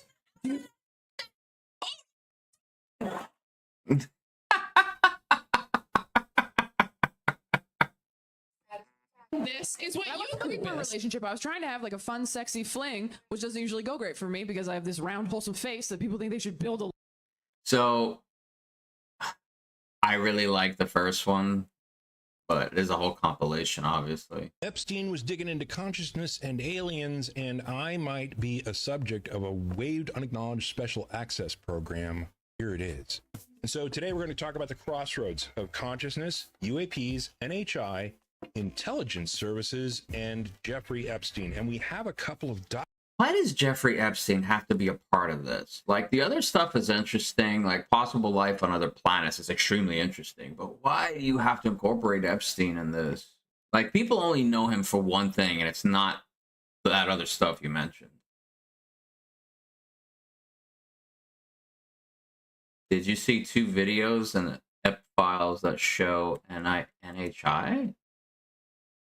What? They even got a document number. We'll tag you in the post about the other video. I'd be interested to hear. Dude, he probably was into so much stuff. Yeah, I don't know what to make of this. What's up? All right, this dog's name is actually Charlie. Hello, Charlie. Hang on, bud. Let me set your Chewy box down. Lead me to the front. Is this his job? Want to get in the picture? Yeah, that works. Charlie, I got a treat for you. Oh. I gotta see if you can catch first. Okay. Aw, he's adorable. Right. Charlie's just gonna come right inside then. Charlie, come on out here. We gotta see if you can catch. All right, Charlie, the whole world is watching. Don't let us down. Can you catch? Yes! Hey, Charlie, go 3 for 3. No. That's all right, awesome. Charlie, you got nothing to prove. You caught the first one. That's all that matters. 2 for 3, though? Yes! Here you go. Yes. Good job, Charlie. I'm so proud. I'll talk to you later. I love you. Bye. So I don't know if he's a FedEx or whatever. That's a good thing. That's a good day right there. I see so many videos of guys being chased by like vicious dogs. That's like the worst thing that could happen to you during the day. But this guy actually had a good experience with a golden retriever.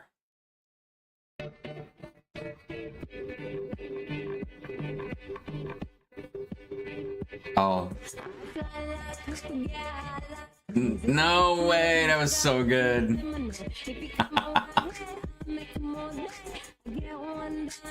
Nice.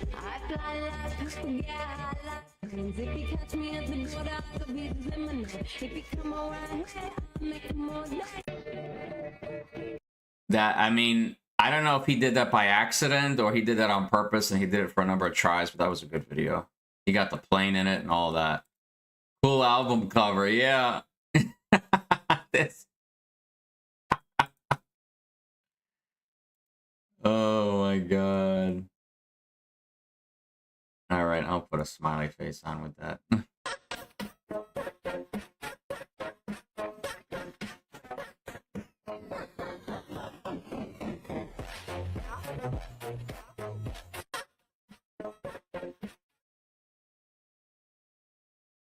I tell you, his flirting isn't cheating. And then what does the other one say? The other girl's like, what? Like, obviously she's the same girl, but she's playing 2 different characters. The other girl's like, flirting isn't cheating? Well, she's got question marks. Oh. I waited too long. I'm looking at that pretty face too much. She says, I said I love the attention I get from other people. So I guess that's the same thing. Me knowing what it means. Fantastic front elevation. Oh my god. A freaking slug leaving behind a slimy trail. Oh, you guys are... People have such ways to communicate in the comments, I swear to God. As many of you know, war is God's way of teaching Americans geography. I don't know, because they're retaliating, boo-hoo. Like, who cares, dude? Of course they're gonna get mad. I take it to Mars, Dad. This day extracts a heavy toll. Still, he accomplished his mission. You may regret that. He brought you face to face with the master of the mystic arts. How do you think he brought you? I mean, guess. Your home? It was. It was beautiful. Titan was like most planets. Too many mouths, not enough to go around. And when we faced extinction, I offered a solution. Genocide. At random. Dispassionate, fair to rich and poor alike. They called me a madman. And what I predicted came to pass. Congratulations, you're a prophet. He wants to murder trillions. All 6 stones, I could simply snap my fingers. They would cease to exist. I call that mercy. Then what? Finally rest. And watch the sunrise in a grateful universe. The hardest choices require the strongest will. I take it the Mars dead. So that's similar to Renoir's quote in Expedition 33 when he says, "Life forces cruelest choices." Life sometimes. Oh, I screwed it up, didn't I? Life forces cruel choices. Is that what he said? How did I get that wrong? Can't even spell it. Life forces cruel choices. Yeah. Renoir says that.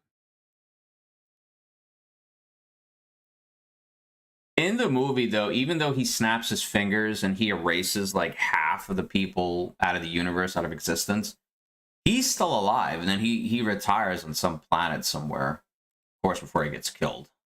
But Thanos was a pretty interesting bad guy. An atheist asked a Christian where God comes from, and I must say the answer was a mic drop moment. Watch this. I am confused. Being philosophically consistent and being This is very a good. honest person, I'm sure you can tell me where God came from.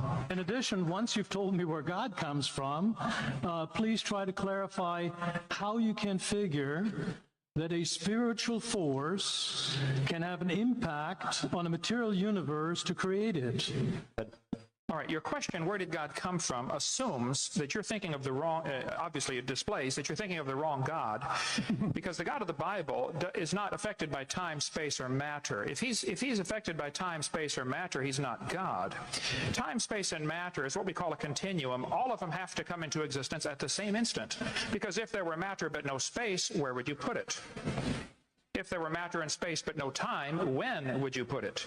You cannot have time, space, or matter independently. They have to come into existence simultaneously. The Bible answers that in 10 words. In the beginning, there's time. God created the heaven, there's space, and the earth. Right. There's matter. So you have time, space, matter, created a trinity of trinities there. Just, time is past, present, future. Space has length, width, height. Matter has solid, liquid, gas. You have a trinity of trinities created instantaneously, and the God who created them has to be outside of them. If he's limited by time, he's not God. The guy who created this computer is not in the computer. He's not running around in there changing the numbers on the screen, okay? The God who created this universe is outside of the universe. He's above it, beyond it, in it, through it. He's unaffected by it. So the concept that a spiritual force cannot have any effect on a material body, well then I guess you'd have to explain to me things like emotions and love and hatred and envy and jealousy and rationality. I mean, if your brain is just a random collection of chemicals that form by chance over billions of years, how on earth can you trust your own reasoning processes and the thoughts that you think? Okay, so mic drop. Your question, where did God come from, is assuming a limited God. And that's your problem. The God that I worship is not limited by time, space, or matter. If I could fit the infinite God in my 3-pound brain, he would not be worth worshiping, that's for certain. So that's the God that I worship. Thank you. Follow for more. So Dr. Kent Hovind, that's his name. I couldn't remember his name yesterday while I was streaming. All right, I'll drop him a follow.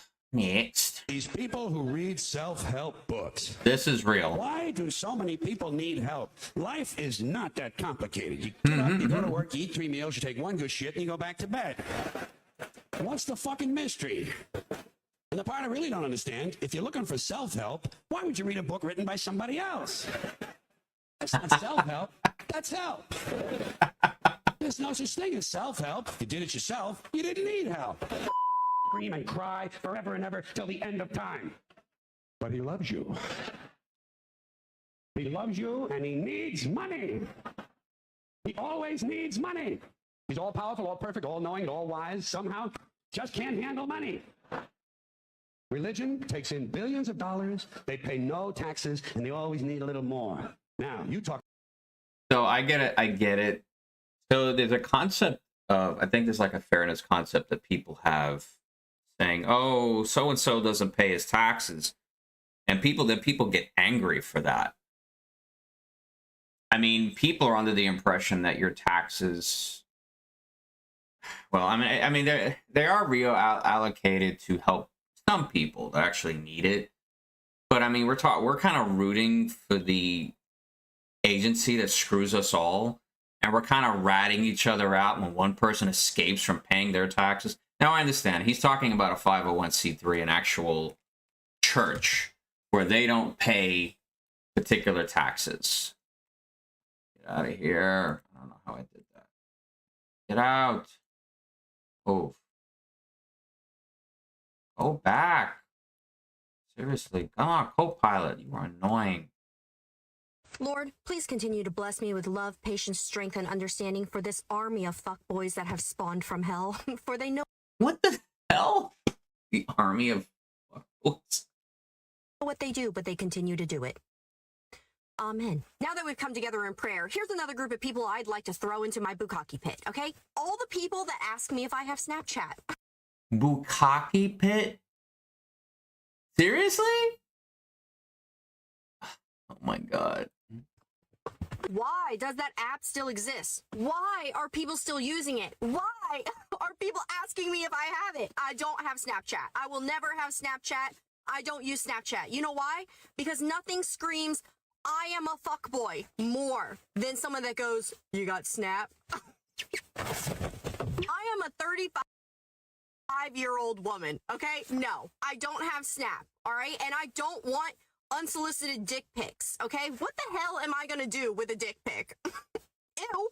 And before anyone calls me a lesbian, it's not ew like I don't like dick and I don't like men, okay? I just don't like random dicks on my phone. Like, what the fuck am I? So let me tell you something. This is how guys and girls are different.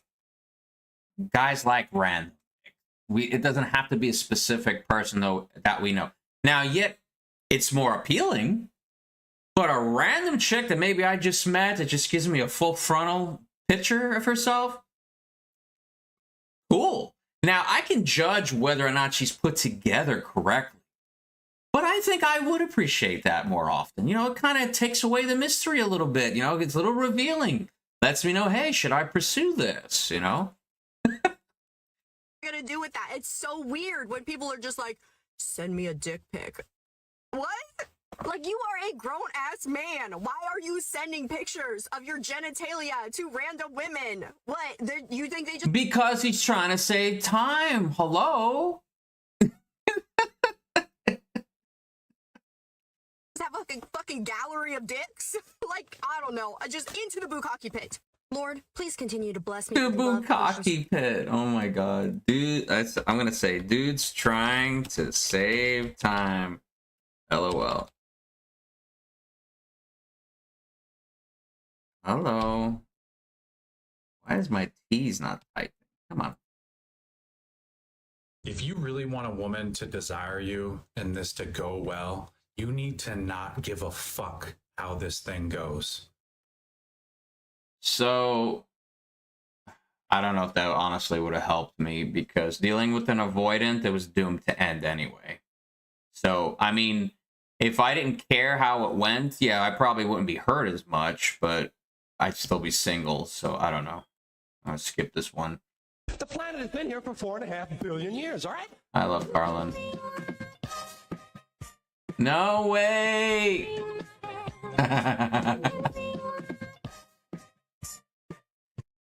So, there's this girl, she's local to Houston. She obviously made this by AIA. That is what she looks like, and it put her wearing all green, a little hat, running after the leprechaun. Guess going to the rodeo or whatever. Where was he running to? Okay, they're running through a mall. Oh, Houston Galleria. That's the mall that I would always go to when I had an apartment in the area. Okay. Okay, and then he's running to the Houston rodeo.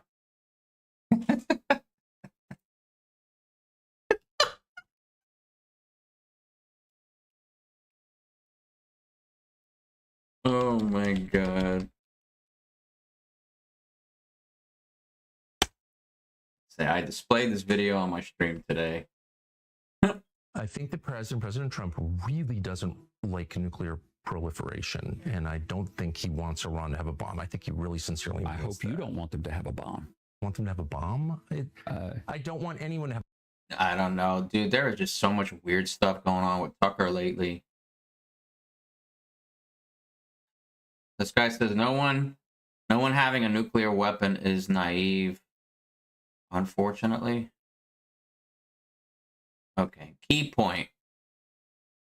Iran was not going to get a nuclear bomb. They were under an international service per the nuclear agreement signed. Israel was not satisfying by anything other.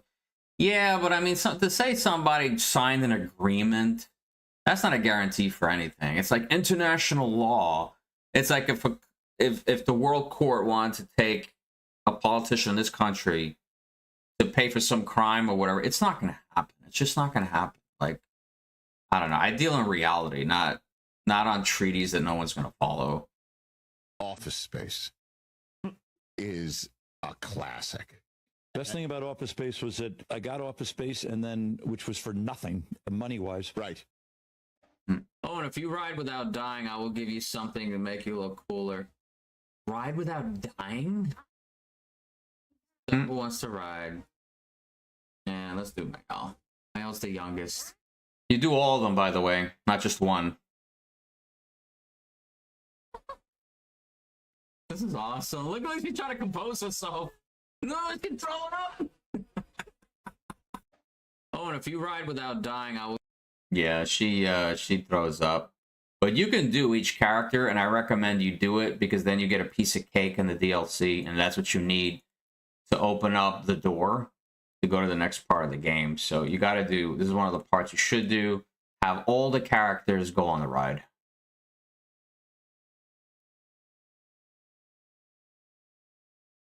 Oh, Katie liked my video. That's cool. That's pretty cool. Katie liked my video 54 minutes ago. She must have been like on a lunch break or something. I'm gonna tell you a little secret about women, right? Every woman, your mother, your auntie, your dog, your daughter, your wife. I thought she said your dog.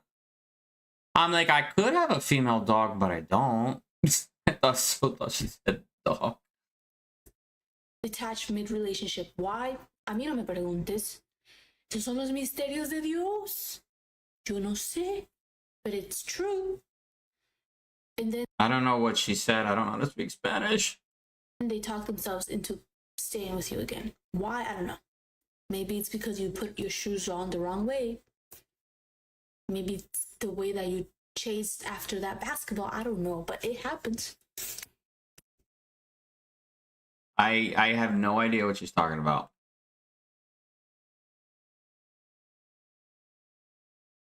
Oh my god.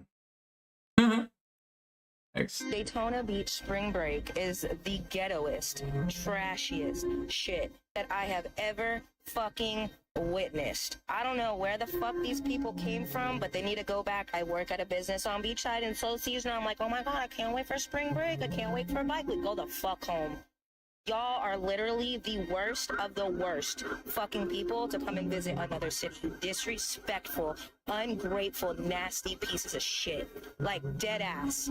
Dead ass. Go look up the Daytona Beach Spring Break 2026 videos.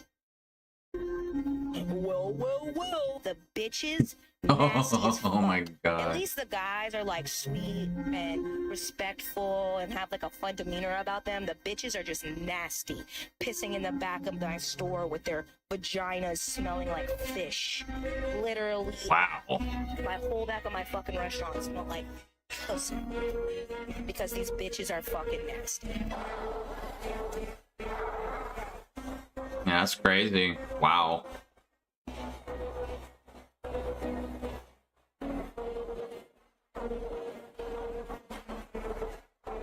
Daytona Beach.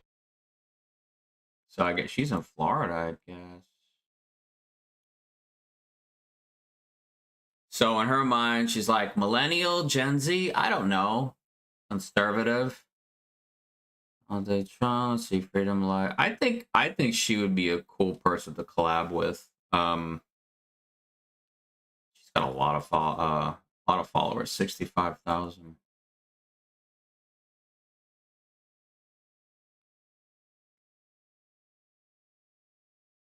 Yeah, she's cool. Women will always regret losing a good man. Now, I'm not even bullshitting you here. This is not clickbait. This is the full truth. I've seen it many times. If you protected her, you took care of her, those are two things that a lot of men cannot do. I'm going to be honest. And if this girl is right, if this woman is right in what about, if this applies, this is supposed to apply to the girl that recently departed out of my life, then when she realizes it's going to be too late, it's not going to matter anyway, because I'll probably be long gone. I need them to figure it out now. I don't need them to figure it out years down the line. That's the problem. It's nice and all if she decides to learn a life lesson, but it's going to be too little too late, unfortunately. Very hard to find a man like you, and she'll realize that, trust me, pinky promise. I don't care if you made mistakes or you had flaws. And it's kind of weird how she said a pinky promise, because when we promised not to leave each other, not to abandon one another, I said pinky promise with a question mark. I was asking a question. She sends me a picture of her pinky in a text message. She gave me a pinky promise and she broke it anyway. This is triggering me. If you were there, then you were there. Think about how many guys would leave her after the first sign of discomfort. You didn't. And if you did, she has to think about all those other times that you stayed with her. So then she really fucked up. One-on-one coaching in my bio. Women. You see, it's one-on-one coaching. My thing is spreading awareness about mental health. Please do not email me. I do not consent to my email being on my bio. So she's, I guess, a therapist.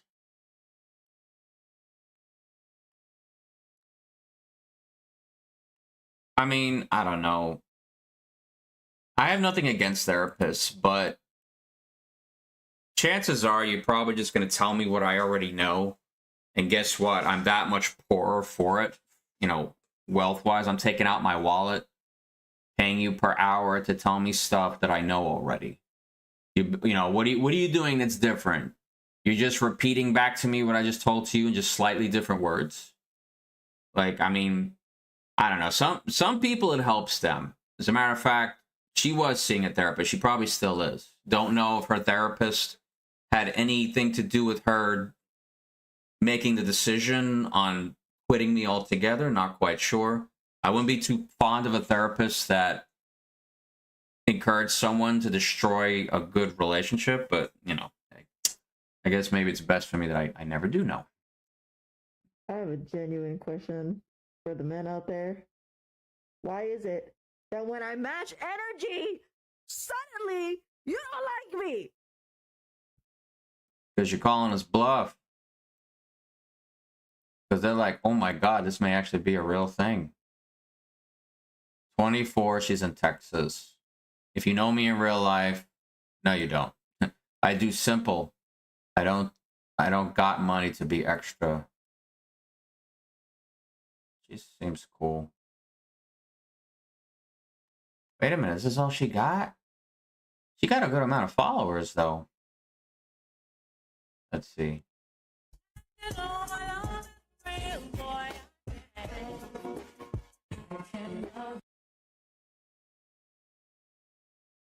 I haven't seen you in a while, you know I miss you.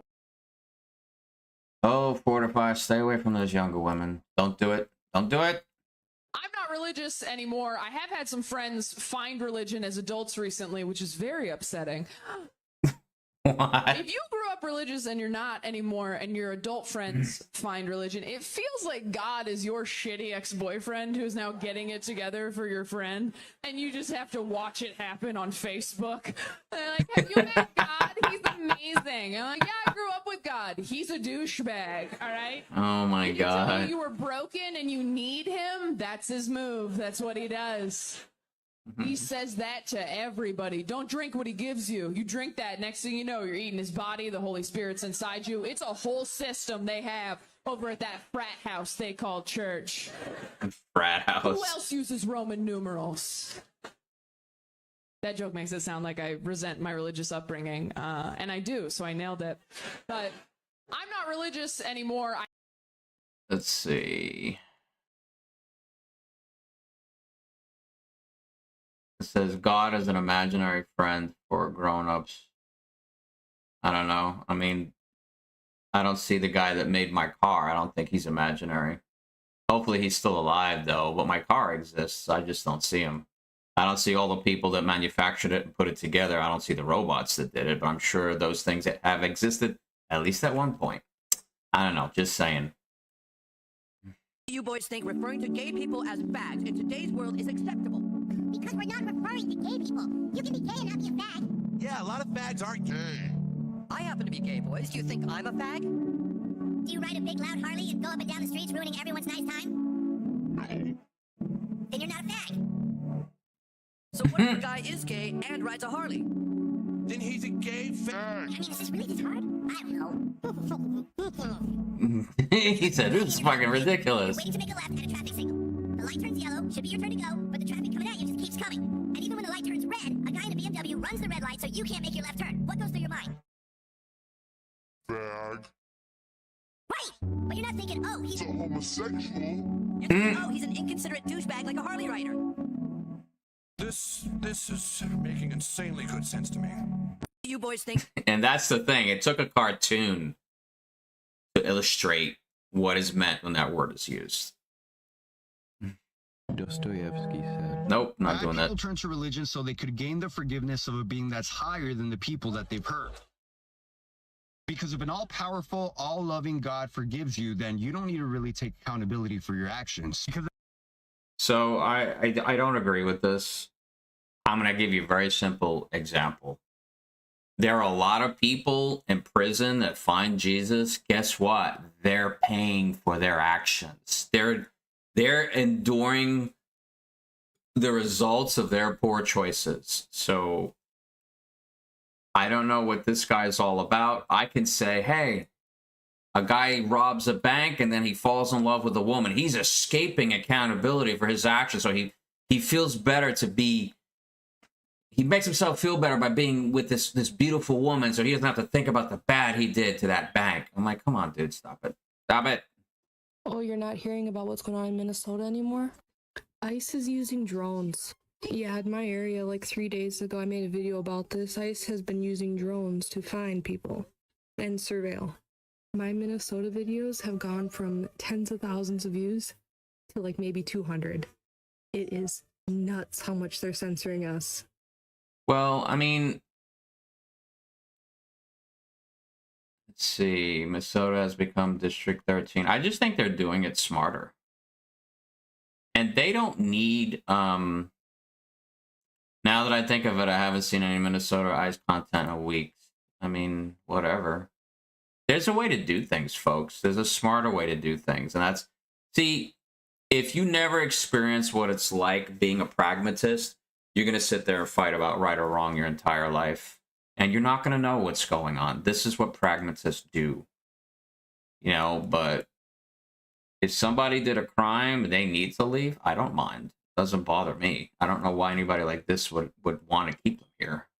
Dostoevsky once said, This is probably one of the worst photos in the Epstein files, and I'll tell you why. It's not showing a lot, and that's on purpose. because the Right. victim testimony from the attorney details what this photo is depicting, and we're going to go through it together. The description of the unredacted, uncropped photo goes as follows. The photo shows a girl, her face visible, who looks prepubescent with medium-length dark hair. So, I don't even want her to read I can read it. I don't think you guys can see it because the print is so small. That's nasty.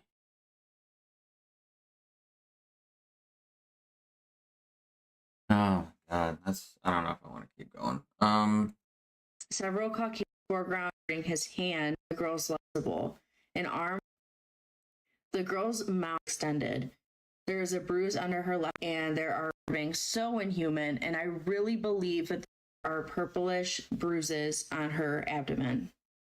This is so horrifying, so disturbing, so inhuman, and I really believe that this is just the tip of the iceberg.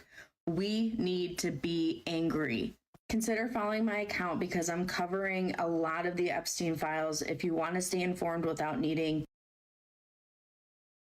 See, take a quick look. Going down rabbit holes so you don't have to. Oh my goodness. Oh, this is insane. I mean, I'll do it. It's not something I typically stream. I'm sure there's a lot of stuff in here that I'll probably find very disturbing. So I don't want to spread that on to, you guys. Un VIP, ey. Saluden a Titi, vamos a tirarnos selfie. 6 chicks, ey. Que tardían las que ya les metían. Un VIP, un VIP, un VIP. So Sabrina Carpenter, and I've seen her perform, not in person, but I'm like, my goodness, the stuff she does on stage. I mean, whatever sells, right? So sexy, you so dumb, how survive the Man's best friend. Man's best friend. Dude, how did I skip out of that?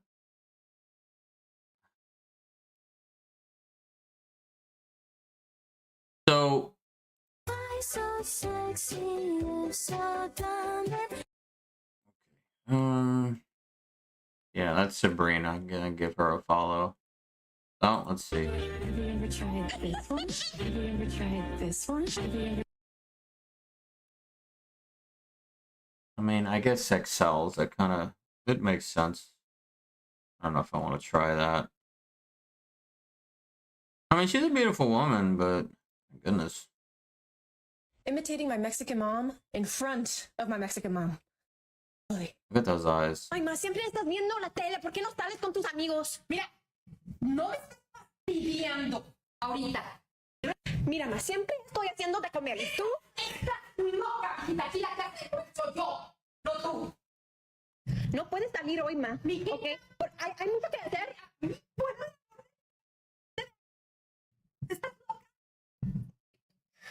Okay, ma, otra pregunta.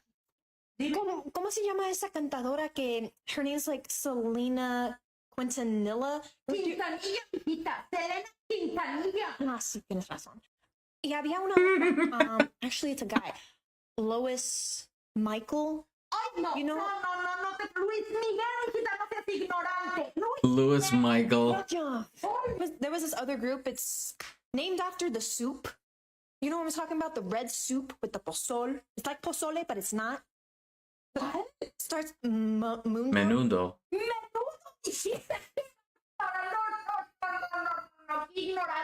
She's doing it on purpose, she's trying to piss her off.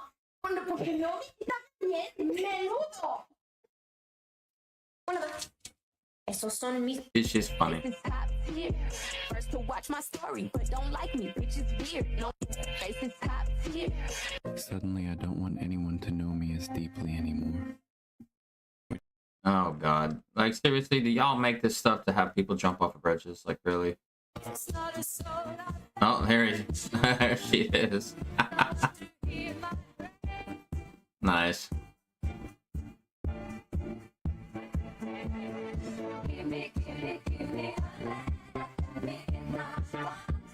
And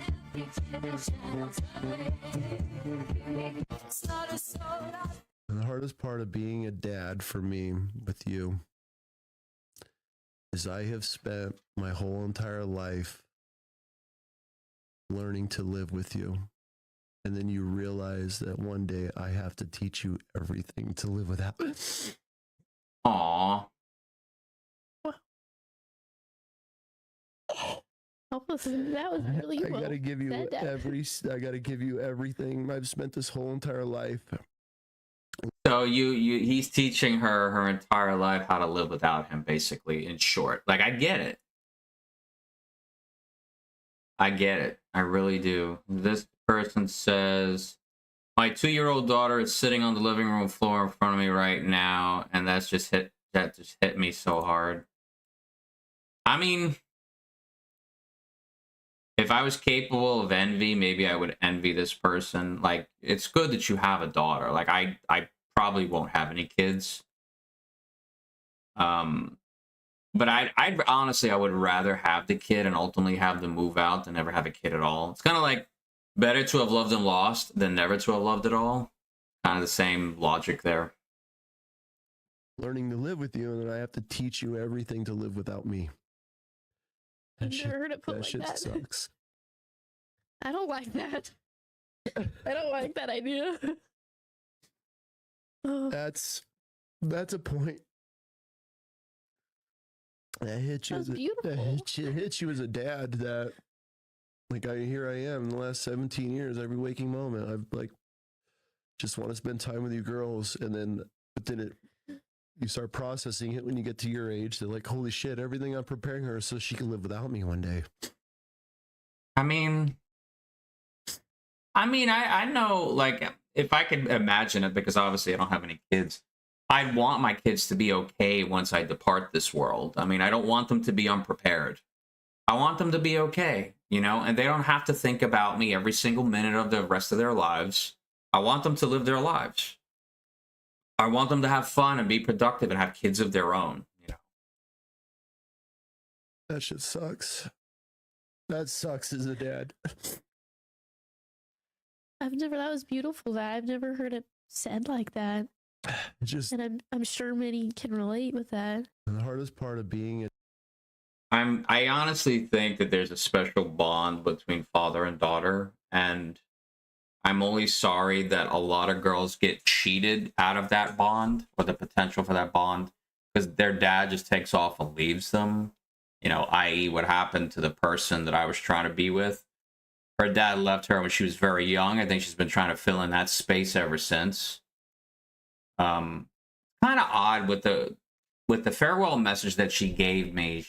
One of the last lines was, when you move, I hope you find someone who fills that space for you. My question is, will she be able to fill the space for herself? You know? What about that space? What about looking for her dad several weeks before she called it quits with me? She was still thinking about her father, and she's already an adult, you know? Yeah. Unfulfilled. People are largely unfulfilled these days.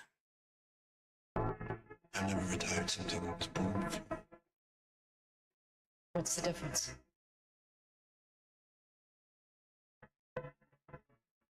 Somebody born us to have a soul in us. You're telling me no? I wasn't aware there was an option. Attaboy. Hey. So this is what is this? What is this again? This Blade Runner 2049. She's giving him an order to erase someone, basically, and I guess he didn't feel good about that. You've been getting on fine without me. What's that? So.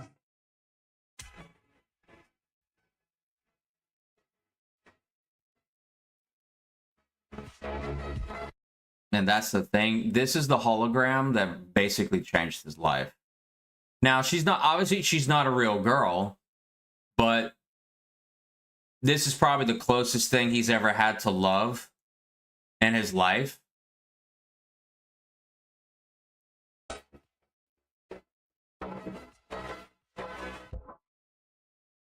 I probably should watch that movie again. It was a good video. I like it.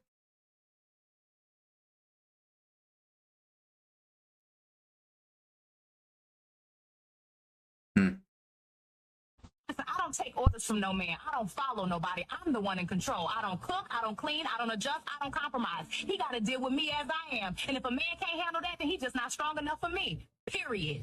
I am the prize. He's supposed to prove himself to You're the prize? Okay. And I will walk out the door and may you find what you're looking for. I am okay with walking away from a woman like this. These type of women, they're easy to walk away from. It's the women that I meet that are maybe like the one that just left me.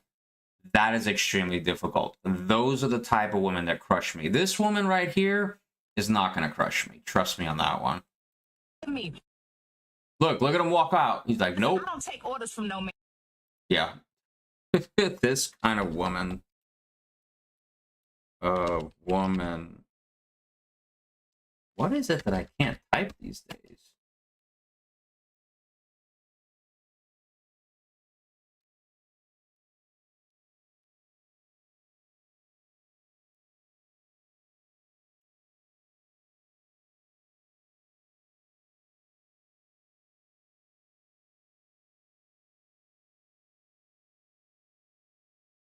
I mean, some people just think they're not worthy of love. And you lose potentially a good relationship. I mean, just maybe overthinking did it. Like, everybody's example is different. This kind of chick right here wouldn't even get anything started with a woman with an attitude like that. Words my Latina girlfriend don't know how to say. No picky pani. Colonel. Colonel. Where's the R? I have no idea. And then, Colonel. Carol. Colonel. Carol G. Stop making fun. I'm not. I know what you're doing. What am I doing? What are you up to? Starring. Starring Lindsay Lohan? Starring. Stirring. Stirring. There you go. You got it. Gringa mi amor. I know. Oh my god. For you. It's English, I swear. For you. English. She can't say I'm it. sorry. I'm sorry. Yacht. How many Yacht. surprises? It's yacht. One Italian. Two what? One Italian what? Two yacht. One Italian yacht? Yeah. Rural. Rural? Mm-hmm. Pero inglés, por favor. Rural. Rural, you killed it. Okay, give me my gringa card. My gringa card? What the? I know. Arrest. No, English, but it's English. Sí, yo siempre estoy right. No, picky pani. You know how to say this one? No. Chancla. She's like, she can't even say you are right. She can't say it. The reason why you're having relationship anxiety is because the person that you're dating is not emotionally ready to be in a relationship. So we weren't technically dating, but I kind of was giving her boyfriend energy. She definitely wasn't interested in being in a relationship. She told me that in her final text message. So that's correct. The only thing that separates my situation from somebody else's is a technicality, what we called it. But this is on point. This definitely applies. What this woman just said in the last few seconds definitely applies to her. She definitely wasn't ready to be in a relationship. And they're either severely avoidant. There's a chance that Severely avoidant. Bingo, she got it. you're constantly dealing with your partner sort of pulling away. And it doesn't really make any sense to you because they love you and they want to be with you, but then they're also simultaneously sort of pulling away. But yet they're not like breaking up with you. It's this confusing sort of thing. I've experienced this. There's a good chance that that's what you're experiencing. And so I think discovering the root of this relationship anxiety is... So I wonder if she's doing it in like a call. It sounds like she's doing it in like a call-in show or something. Like she's actually talking to somebody instead of just making a general like teaching. Let's see. I am fortunate to have only experienced an avoidant once in my life. I am fortunate to have only experienced an avoidant once in my life. Okay. The first step. Okay. Is it what I'm describing, that your partner's sort of avoidant, even though they're not cheating or they're not, like, you know that they're not doing anything wrong, but something still feels kind of off, and it always has. That's probably what it is. The reason why you're. So with me, it's either I'm interested in you or I'm not. I've never had to. It was so weird because we start off as friends, and, you know, I've explained this many times. A guy who's friends with even a halfway decent looking woman has what I call 1% hope. Even if he doesn't consciously, even if he's not consciously aware of it, it's in the back of his mind. Oh, this could be a thing one day. That's what I call the 1% hope. I went from 1% hope all of a sudden to her basically wanting it to be more, admitting it to me. So my 1% hope jumped to 10%. And then she completely destroyed everything. She didn't even want to be my friend anymore. It's like, what? Okay, it's one thing to say, okay, I'm getting cold feet. I'm not looking for anything serious, but to totally cut me off, that was kind of brutal. Having relationship anxiety is because the. Okay, next video. Marijuana? That's Mexican. You want the pennant? That's such great news. I almost forgot I have to go to World War II. Yeah, the weekend. I get to go to church. I wish I could be like Bud Lancaster, an able-bodied fourth-generation English Presbyterian. Unless you're that type of guy, you'll never succeed. They're letting Jews into the school. Fine, but that's the last kind of type. It ain't so easy for. The last kind of type. Oh my god, he's actually. I like these impressions. I'm gonna give him a like. My mom taught me this a long time ago, and I finally. So his mom looks like Miss Shelton died. She died in 2021, but she was born in 1953. realize how true this is. She said, son, when you hit rock bottom, you're going to realize three things. Number one, just because you did things for people doesn't mean they're going to return the favor to you. That's right. Just because you were there for people doesn't mean they're going to be there for you. Number two, said you're going to realize that everybody around you ain't praying for you to make it. Right. When you start winning, you'll see that some people around you was really counting on you to lose. And she said, number three,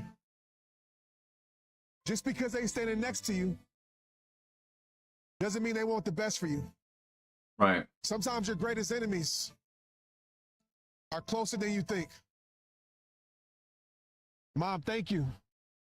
And I miss you. Type amen and share this with a friend if you know this is true. Yeah, so there is a way I go about this. When you're succeeding, when you're winning at stuff, look around to see who claps for you. Because people can harbor a secret resentment if they see you succeed. Those are the type of people you probably don't want to be around. Keep the ones that applaud for you, that are actually genuinely happy that you made it somewhere. You got a degree, you got a new job, you got into a good deal, you know, you moved to a better house.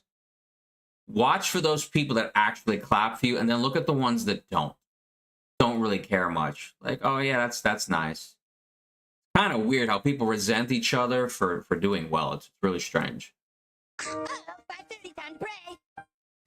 La la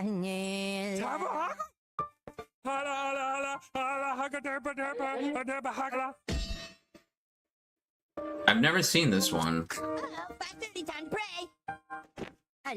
Powerful websites you should know, part 589. Did you know if you go to this website, you can build and test electronic circuits directly in your browser? Create things like LED circuits, logic gates, or even full Arduino projects by simply adding different components. It's completely free, no sign up required. Easy. Powerful websites you should know, part 589. Did you know if you go to the Dairy Queen. What the hell? When you're exhausted but it's spring break and the kids don't give AF how you're feeling. Let's do this. Try this again. Queen closes in 10 minutes. Queen closes in 10 minutes. Dairy Queen closes in 10 minutes. Mom, I want what I want. Dairy Queen closes in 10 minutes. Dairy Queen closes in 10 minutes. That was so good. So in Christianity, one man can marry one woman. Good. But in Islam, one man can marry up to 4 women. So if Muhammad is the pattern of conduct for Muslims, that means he married, so then 4 women or fewer. No! Why would you think? No. At one point he had 9 wives. 9. Damn. How true it was. Isn't that a beautiful expression of love? Like I always tell people when they talk about this concept, Was when Charles. everything you love, you're going to lose someday. I'm sick of hearing that African people have culture. You don't. 3.5 years ago, at 51 years old, I lost almost everything. My marriage ended. I was at the brink of complete financial ruin. My life changed completely. And for a while, I thought my best years were already behind me. But things happened after that I never expected. What? You met somebody awesome? Quite honestly, I never thought I'd be starting over after 50. This age, you'd think life is supposed to be stable. It should be. Figured out. By 50, I would imagine, yeah. I looked around and realized something terrifying. Everything I spent decades building was gone. My marriage, my routines, my whole identity. Every single thing I ever owned except for my old pickup truck. I literally walked out the door of my marital home that I worked my whole life to acquire with nothing more than the clothes on my back, because none of it was worth the peace that marriage had stripped away from me, to the point of true despair. I decided that I would rather be dead than spend one more second there. And for a while, I honestly didn't know who I was anymore. Losing everything after 50 might actually be the thing that saves you too. Nobody prepares you for what it feels like to start over again at this stage of life. Dude, I don't know what the hell he went through, but geez, I guess more and more depressing as I listen to his story. Goodness. Unethical ways to make fucking money. Oh, So you're wearing a cross. Does that mean you're a Christian? No, I'm wearing it because it's chrome. I'm so sorry. I don't know if that's bad, but I was a Christian actually. Chrome? I don't get it. Is he trolling? What happened? Really kind of felt discriminating towards a lot of people. Do we serve God because of others, or do we serve God to have a relationship with Him no matter what people do or say? Because religious people, you believe it or not, Christians are the biggest reason why people turn away from God. Christians are. It's terrible. So are we in this for God, or are we in? So she looks very familiar. Is this the girl? Yeah, she is that chick. She started with a spicy page and then she became Christian. So I was talking with my friend Rich last night. It was before we were on Discord and I was about to go to sleep. And I'll give her a follow. We were talking about how a lot of people were being turned away simply by what was going on in the congregation. And we were also, I mentioned basically how fortunate me and my friend Rich are because we didn't fall for any of that. Any shenanigans that took place from other quote-unquote Christians or Bible teachers or just other weird stuff in general didn't deter us from our faith, but a lot of people were. A lot of people left. They turned their back on the idea of even knowing God altogether, all because of like one or two people, one or two oddities. Because people are people, and sometimes they do some weird stuff. Sometimes they're hypocrites. It didn't affect my faith or or Richie's faith one bit. I consider us very lucky for that. Like, we were already veteran believers, if I can use that term. So a lot of this did affect the youth, and they did walk away, unfortunately.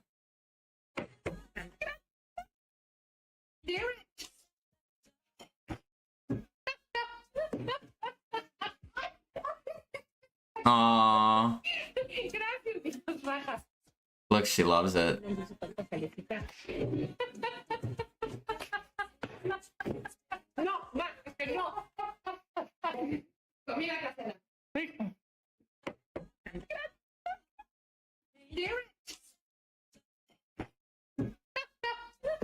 She's really cool. You know, I feel good for whoever. I know she's got a man in her life.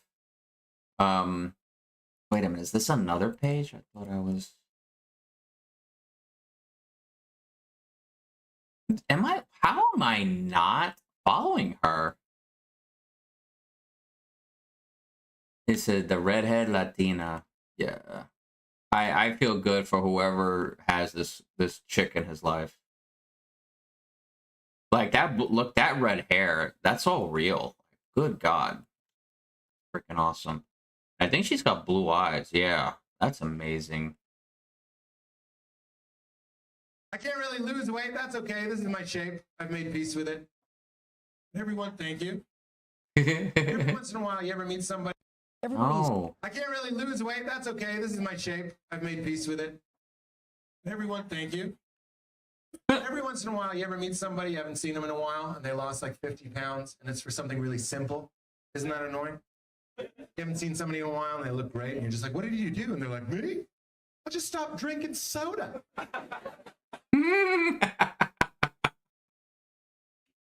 You. Soda? Excuse me, how much soda were you drinking, you goddamn animal? Fanta fountain in your kitchen, you child? You brushing your teeth with slice and swallowing? Oh my God. Soda since 1993. Mountain Dew, Code Red, it launched. I was curious. No soda. This is what kale looks like. Kale looks like. Soda. So I'm not gonna lie. I mean, yeah, I could probably drop a few pounds only because I go to Dunkin' Donuts more than I usually go, or than I'm supposed to go, if there is a requirement of some sort. I go only because I get kind of an emotional support from a friend that works there. So I'm in there quite often. As a matter of fact, I may end stream go there now just for a drink. But there was a time when I had a bottle of Coke every single day. And I did this for like 10 years. Because I lived in a very well-to-do area. We had the Galleria Mall, the Houston Galleria Mall. I was always having Chinese food with a bottle of soda. Chick-fil-A had the medium to large soda. And when I quit soda, I literally lost 5 pounds in 7 days. It made that much of a difference. So that, of course, only works so far.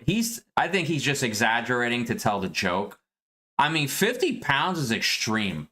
I only lost 5 pounds. But you got to understand, as great as it is losing weight, drinking unhealthy stuff constantly contributes to other things as well. It's not only increased weight.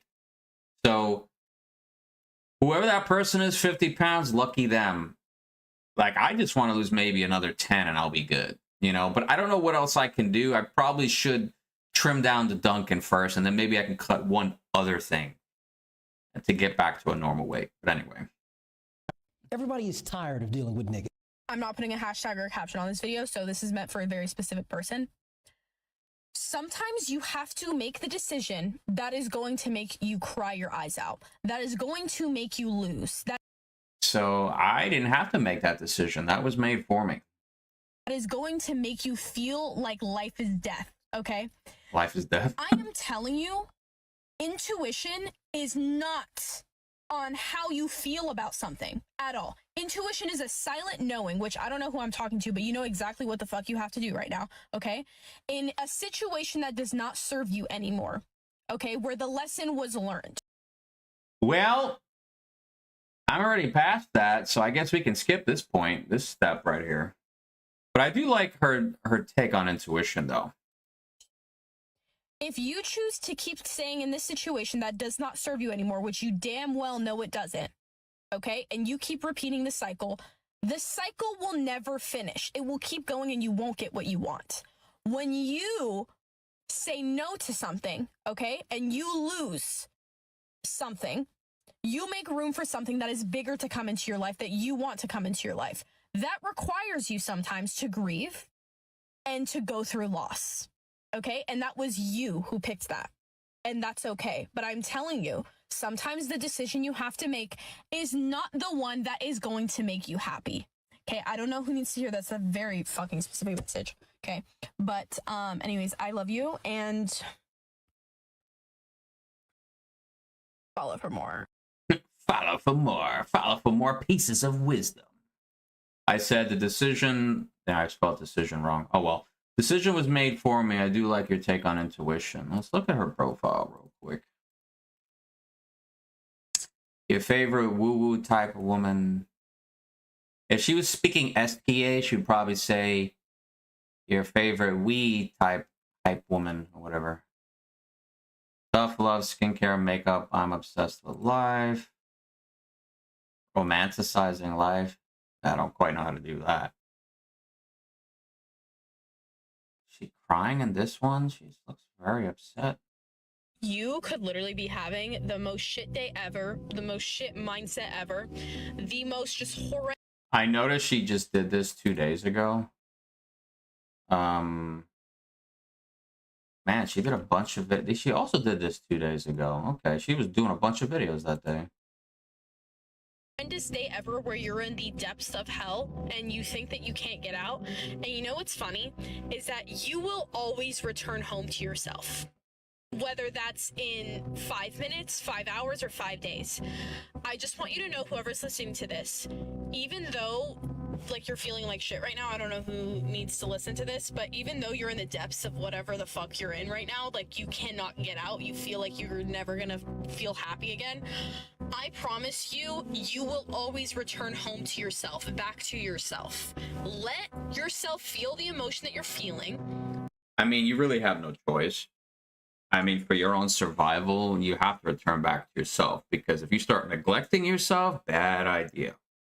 Bad idea. This guy in the comments says, it's been 5 years. Jesus. It took me 9 years, it took me some time, but I'm finally happy again. 100% you can make it. God almighty. This one says 5 years, this one says 9 years. I mean, it's not even 4 months for me yet. Oh my God. Thank you. Needed that today. I miss myself. I wish I could go home. I don't know. As far as I could tell, she did what she had to do for herself, focus on herself, however she put it.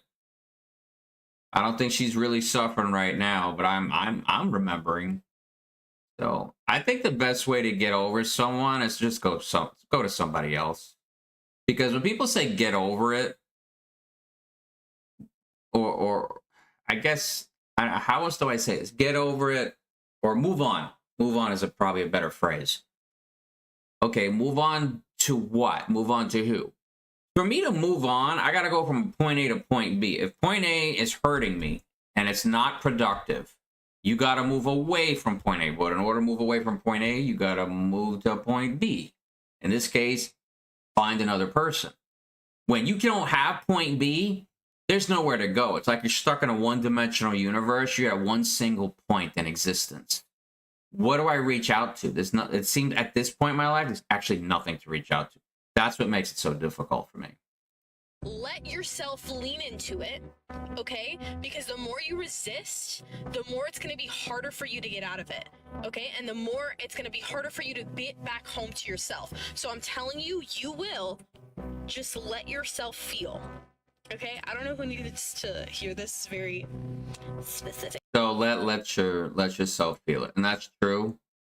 don't hide that emotion, because if you hide that emotion or whatever, you try to run away from it, yeah, you're just torturing yourself. I displayed this video on my stream today, 49 minutes ago. Yeah, this chick is, I mean, I don't know. Let me see. Let me pull up her page for you guys to see. Not ring my bell. I went to the wrong one. Huh. She's cool. She actually lives in Houston, I believe. She actually lived in the Katy area, which is where I live now. I would love to hang out with her, but she's probably... I wouldn't say she's too high society, but I'd have to grab her attention somehow, and I don't know if I could do that.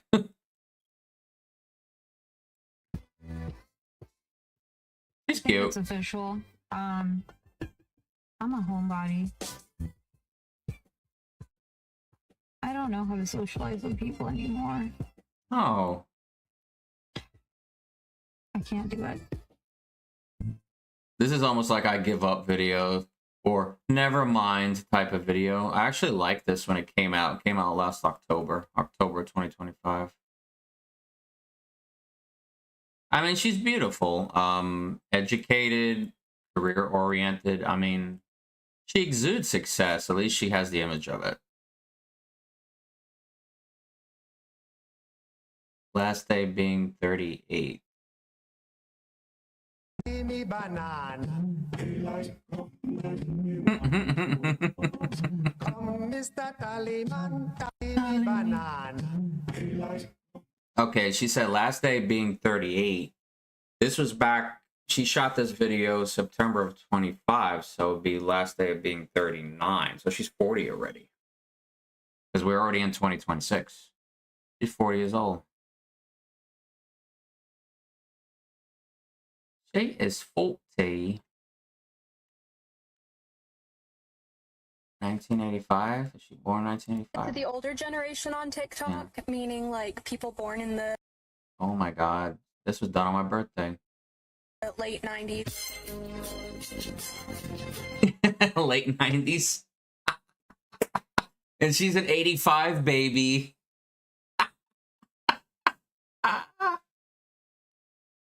Oh my god. I like that though. I like that facial expression. Oh Jesus.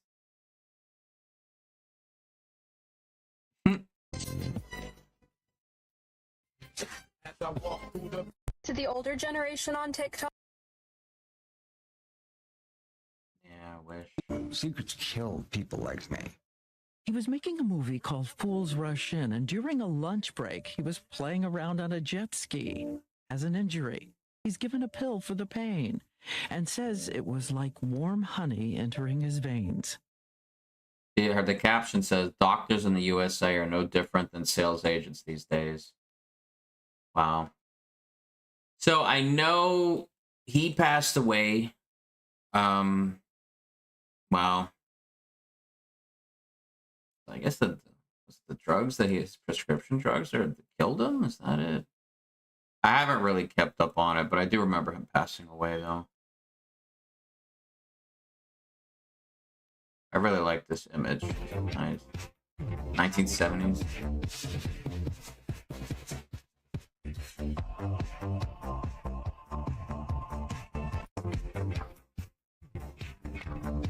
This girl, she's gonna look at her TikTok and she's gonna be like, why is Fortify1123 liking all of my older videos?